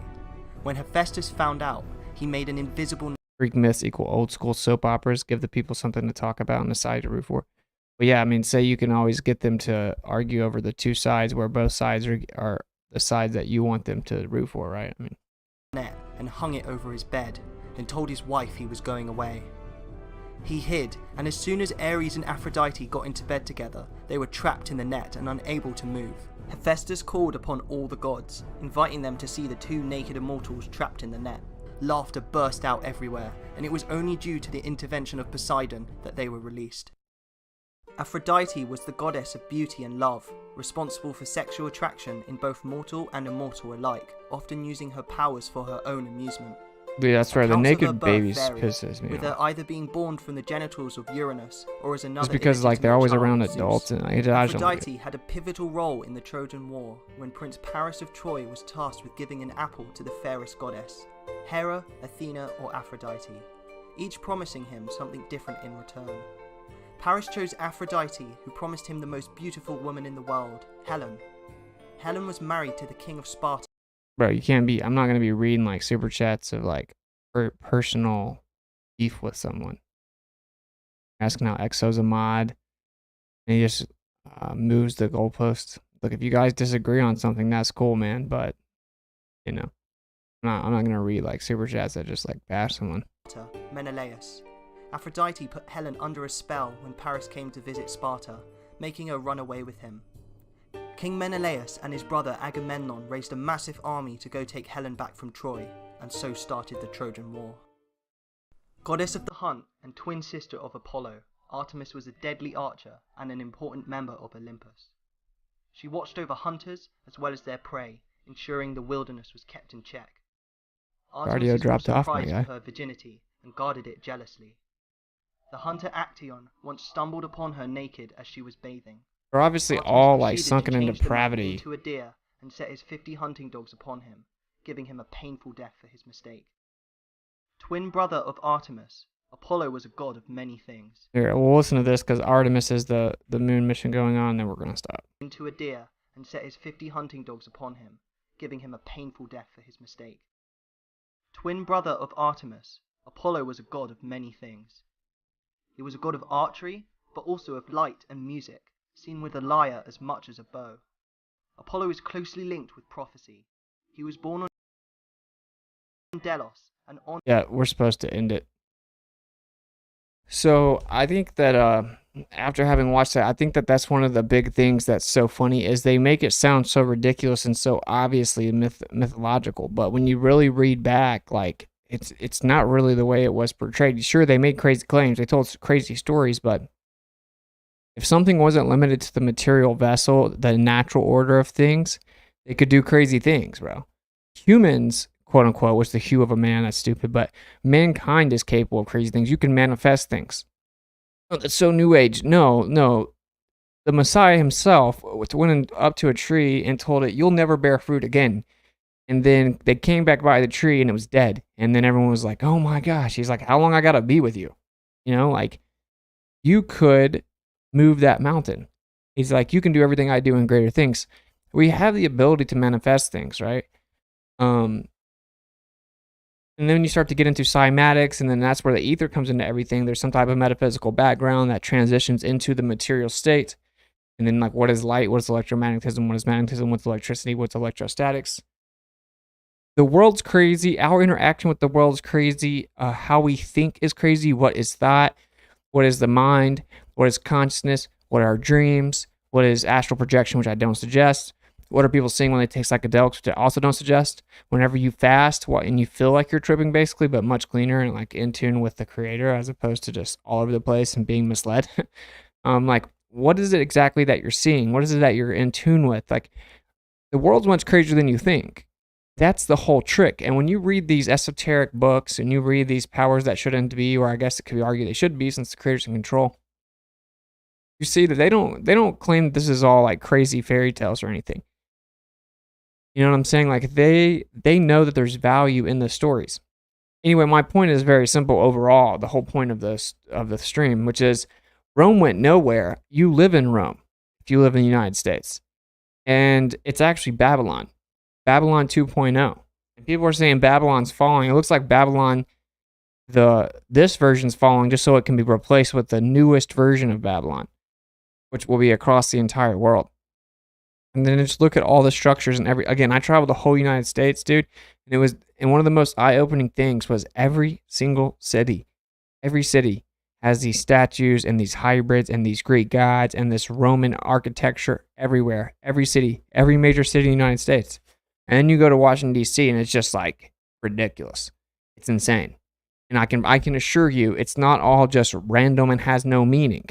There isn't like a phallic symbol that's 660 or 6,666 inches tall for no reason. Okay, these, again, the phallic symbol, the Washington Monument, is the male anatomy of Nimrod, and that's why you had 13 colonies, because he was dismembered into 13 pieces. And so it's just very interesting. It's all very interesting. They have an infatuation with it. Most of the people like that are in Congress, most of the people that work for NASA, they don't know. They think what you think. When I say you, the people that aren't open-minded enough to fully see this right now, they think that it's just like a story and it just has no truth to it at all. And it's just like a creative way to name it. It kind of makes it exciting names, and we keep the theme consistent throughout all of it. But no. And then you look into it, they don't even have mainstream stories for why they called it the Apollo missions, why they called it Mercury. They don't really know. It wasn't known why they did it. I just wanted to keep the theme consistent. And I think that something's going on that's crazy up there. I think that the planets are called God's names for a reason. I think that Enoch tells you that they're going to lose their way and then deify and worship the planets for a reason. And I just think that maybe they are able to get to a lower density layer where they're doing some crazy stuff. And this is just my opinion. I don't know all things. I could definitely be wrong. But and it's not just the scriptures. It's like megalithic structures. That's why ideally we would have done like the giant stream and then this. But we'll do a giant stream soon. And the giant stream, the Titans, that would have actually just been the offspring of the entities that are much more real than people think when they envision the idea of the fallen ones. They could go all the way to the highest density to the lowest density layer, right? They could go like to the lowest frequency to the highest frequency. They go up and down. They weren't supposed to come outside of the mountain and then engage with humans and then take the women as wives. And they did that. And then they were like, wow, these people can go in and out of the mountain. These people know all kinds of secrets that we don't know. They're basically gods. And if they came and they said that they made you, they said that they created you, you can see why people revered them as gods. They told them that they made them. And then, it seems like it's a reoccurring theme here when they tell you that the Anunnaki made you to mine gold and all this stuff. They're prepping the consciousness of the people to accept the idea that something that's going to reveal themselves created you. And that there's basically a legion of them, pantheon, if you will, a group. Yeah, and I think it's crazy. Like every single thing, every asteroid and supposed satellite and planet and other planets out there and different stars out there, different suns out there, different galaxies out there, everything's named after Greek gods. And it's is it not possible that maybe they're putting the truth in plain sight and they're showing you, like, look, our religion is something that you normies, like you peasants, don't know about? But that's why that they're so obsessed with astrology. And there are many esoteric writers that will tell you, like, for example, any doctor this is what they'll say. Like, any doctor that doesn't account for astrology is useless. They think astrology is super important. They know that the earth is stationary, that the sky is a clock, and then they use that as their guideline, their timeline, their playbook. Discord link doesn't work. Where is the Discord link? I'll add a permanent Discord link to the website, WitsitGetsIt.live, once I end the stream. So you can just go there. We haven't got all that worked out yet. Yes, the whole aliens created this thing that's a common normal thing. Yeah, exactly. It's becoming a normal thing. And so, yeah, I just think, I don't know, I just wish that people would kind of prepare themselves for maybe what could happen, and it may take many, many years. I'm not one of those people that think it's all about to end tomorrow or anything like that. I don't think that at all. I don't even buy too much into their 2030 thing. I think I think they're little special boys. They think they're special boys, but they can't really control it, right? That's what I think. Nevertheless, we are in a crazy time. If it happens in 2050, we still lived in the crazy time that it really started to amp up. And long story short, I think that people need to step back and re-examine that maybe they're not just, like, it's not just all completely fake. Everything they're showing us is fake, but it doesn't mean that there's nothing going on. And there's an infatuation with this Greek mythology, and all roads lead back to Rome, and Rome actually leads back to Greece, and then Greece actually leads back to Babylon. All roads lead to Babylon, and it's obsessive. Like, it's insane. And you can't even go through any of the symbology in America that America's founded on, all the way to the very structure of the government that rules over you, that doesn't come back to the Roman Babylonian undertone. And why do you think they try to attribute everything to Rome? Well, Rome wasn't some great innovators. They stole everything they had. They didn't do anything. Just based on this history that we can find. And that, obviously they've manipulated history a lot, but whenever you, like, the historical accuracy of something corroborated geographically all across the world, decent amount of information to tell you that, look, it looks like something valid to this. So I want to see the shooting stars that stop. That sounds crazy. Yeah, so I don't know. Hopefully you guys enjoyed the stream, because it's already been like 2 hours. I'm trying to get where I can do streams a little earlier, because I hate like streaming so late. Oh, some people like it. There's no way I can keep streaming till like super late. The Bible's the only truth. That's why without the Bible, there is no answers. It seems to be the only viably coherent explanation for things. What you're saying is very important. I think so. Yeah.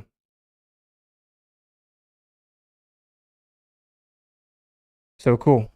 Vader Bear, I got you. MGMT, talking about depopulation. He asked you how many children you got. Oh, he's reproduced. You got a double though, so you got to get 4 out. It's definitely, through all I've looked at, reason and logic leads to Babylon and mythology surrounding the gods. Everything leads back to Babylon. Like, all roads lead to Rome, kind of. They actually all lead back to Babylon. So yeah. Anyway, I just think it's crazy, and you have to admit, it is ironic that a bunch of these people that are like atheists and all this stuff, but they just are infatuated with the idea of NASA and space and this globe Earth model and all that. You're atheists, but everything that they're doing in the name of your model and like science and space exploration is named after Greek mythology. Everything. Asteroids, all of it. And they just look at it like, oh, that's creative. Because they're just lost. They don't have eyes to see. And so there's not really, this is not a conversation for someone that doesn't have eyes to see. If they can't even wrap their mind around the fact they may have been lied to about the earth, they are not ready for the fact that some of the stuff in the sky could have sentience, you know? But this is not who this was for, so. Yeah, hopefully you guys enjoyed the stream. I'm going to wrap it up because I'm getting tired. And I want to try to get to bed a little earlier so I can try to wake up earlier. Thanks everybody for supporting the stream. I appreciate you guys being here. We're gonna keep, so OBS ran pretty smooth. It's just like the call-in thing that was a problem. And I had some people tell me that they think the OBS looks better. So shout out to all the people that became a member. Yeah. Hey dude, I've tried to contact you by email. I want to pay you for your time. He can't seem to get a response. I'm going through my emails today. Actually, I have a ton of them, so I don't know if I've seen yours yet, but I'm trying to find it. I mean, because I'm trying to find like everybody that's been emailing me. So, two options. One is you can wait till I can get through the emails. I went through a bunch of them today. And then I'll find you and respond, or you can send another one with like a subject specific to, like, you know, told me to resend this or a reminder or whatever. I don't know. You can copy and paste your email, or I'll find it. I'm going through the emails now. Yeah, also I sent an email out to everyone that should be a part of the little private stream we have for those who donate to the PC. And I'm actually going to go ahead and read off. If I can find it real quick. I'm going to read off the people that donated under 50, in between 30 and 50, that I was supposed to read off. Being shouted out was part of the deal. Now, I'm just going to say first name and last initial, just in case someone doesn't want. All right, so Frank F., thank you for donating to the PC. Brother, much love. Danny B., thank you for donating. What a legend. Austin Thompson from the Melodome. Awesome, Austin. Obviously a legend. Thank you for donating to the PC, brother. Alex Michael, Conspiracy Music Guru, thank you for donating to the PC, brother. And then got Blair P. Thank you for donating. It's greatly appreciated. Much love.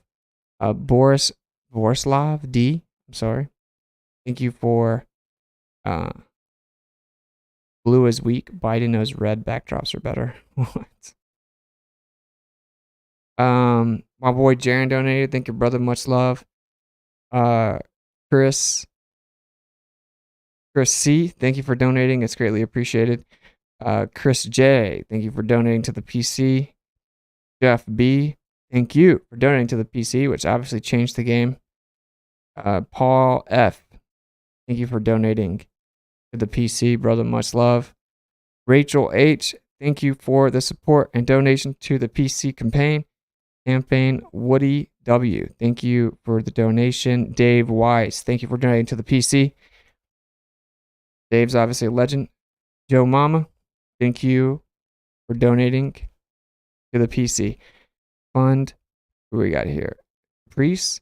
Thank you for donating. It's greatly appreciated. That was very generous. Bradley T. Thank you for donating to the PC fund. Very generous and greatly appreciated. John W. Thank you for donating to the PC fund. Greatly appreciated. Very generous. And Chris M. Very, very generous. Thank you for donating to the PC fund. Couldn't have been done without you.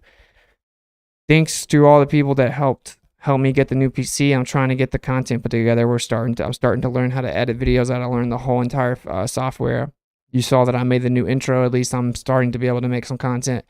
And we got OBS slowly starting to work. So we're going to have all the new consistent shows coming out. I'm trying my best to get that done. I thought I would have it out sooner than later, or sooner than now, but I'm trying. Once we get it all rocked out, it'll be cool. And everything will be running smooth. But you guys changed the game, so all the content we're about to bring is going to be like next level with the new music and the new videos that are edited and then the new shows and everything. None of that would have been possible without the new PC, which means none of that would have been possible without you guys that I just read off. And I greatly appreciate it, and I greatly appreciate everyone else that donated. The lower amounts is still all added up and was vital to me being able to do that. So, and then, oh yeah, that's right. Of course, Bob donated a good amount to the PC, not just building it and putting it together, but also to get some of the other parts.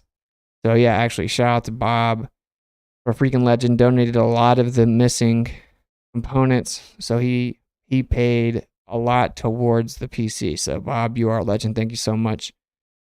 I greatly appreciate it. Obviously, Bob is a legend.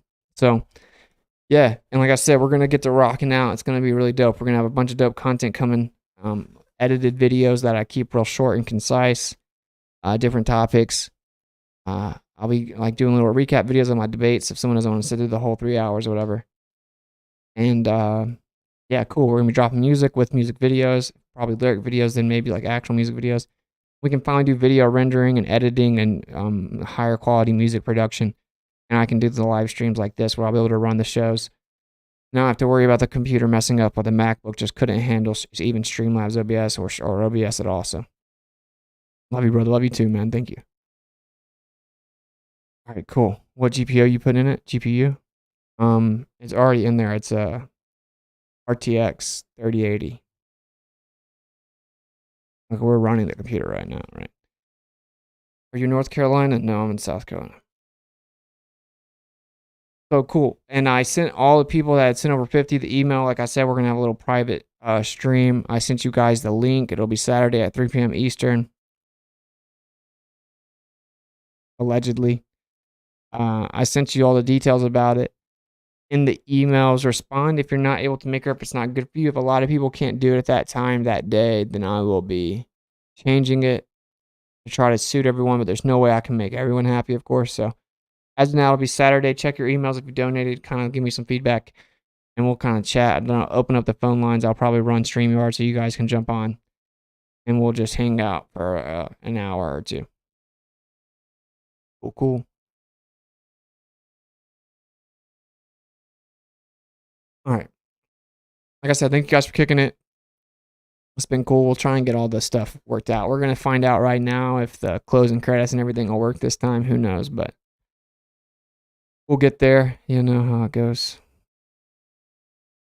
So seek and speak truth unequivocally. The weak find contentment in the consensus of ignorance. I will read off any donations that I get on Cash App and PayPal in the next stream. So if you want to support the channel, you can become a member on YouTube. The link should be in the description. Hopefully it works. And you can become a Miswit. You can also go to patreon.com/WitsitGetsIt. If you want to send a donation, go to Cash App, $WitsitGetsIt. You can go to paypal.me/inaworld, or you can go to WitsitGetsIt.live and go up to the top menu. And I'm going to keep adding all the different things there. So it'll be a one-stop shop, WitsitGetsIt.live. You can also send a donation through there. Has the PayPal link on there, the Patreon link on there. So we'll keep adding the stuff. You can keep up with it. I'm going to get the calendar put on there. Seems like it's harder to do that than I thought it would be. But so anyway, I appreciate all the support in advance. And we're finally getting to where we're going to start dropping a bunch of stuff and some edited videos I'm working on. So hopefully you guys enjoy it. And some new music. So seek and speak truth unequivocally, meaning no matter what, just do it. Like regardless of kickback, that's what it means to actually be a legend. To help people interpret a map. And in order to do that, you have to speak the truth unequivocally, regardless of kickback. And yeah, like the weak find contentment in the consensus of ignorance. I just don't be like that. Don't be that weak. Who cares what other people think, dude? What's popular isn't true, and what's true is rarely popular.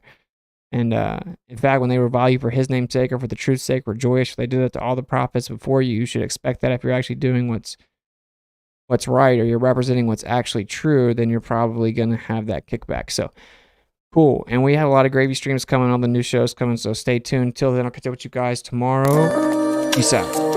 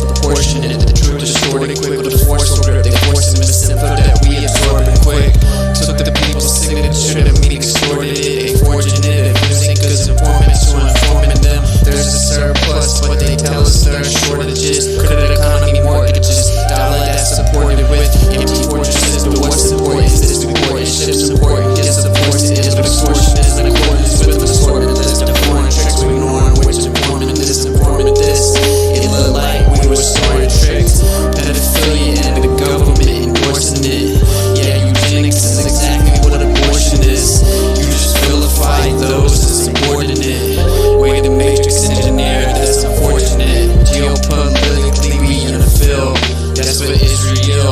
Wonder is it real? Rappers acting steady high, steady sipping pills. Glorify suicide so they get the deals. Big pharma set it up just to flip the pills. Control the music industry.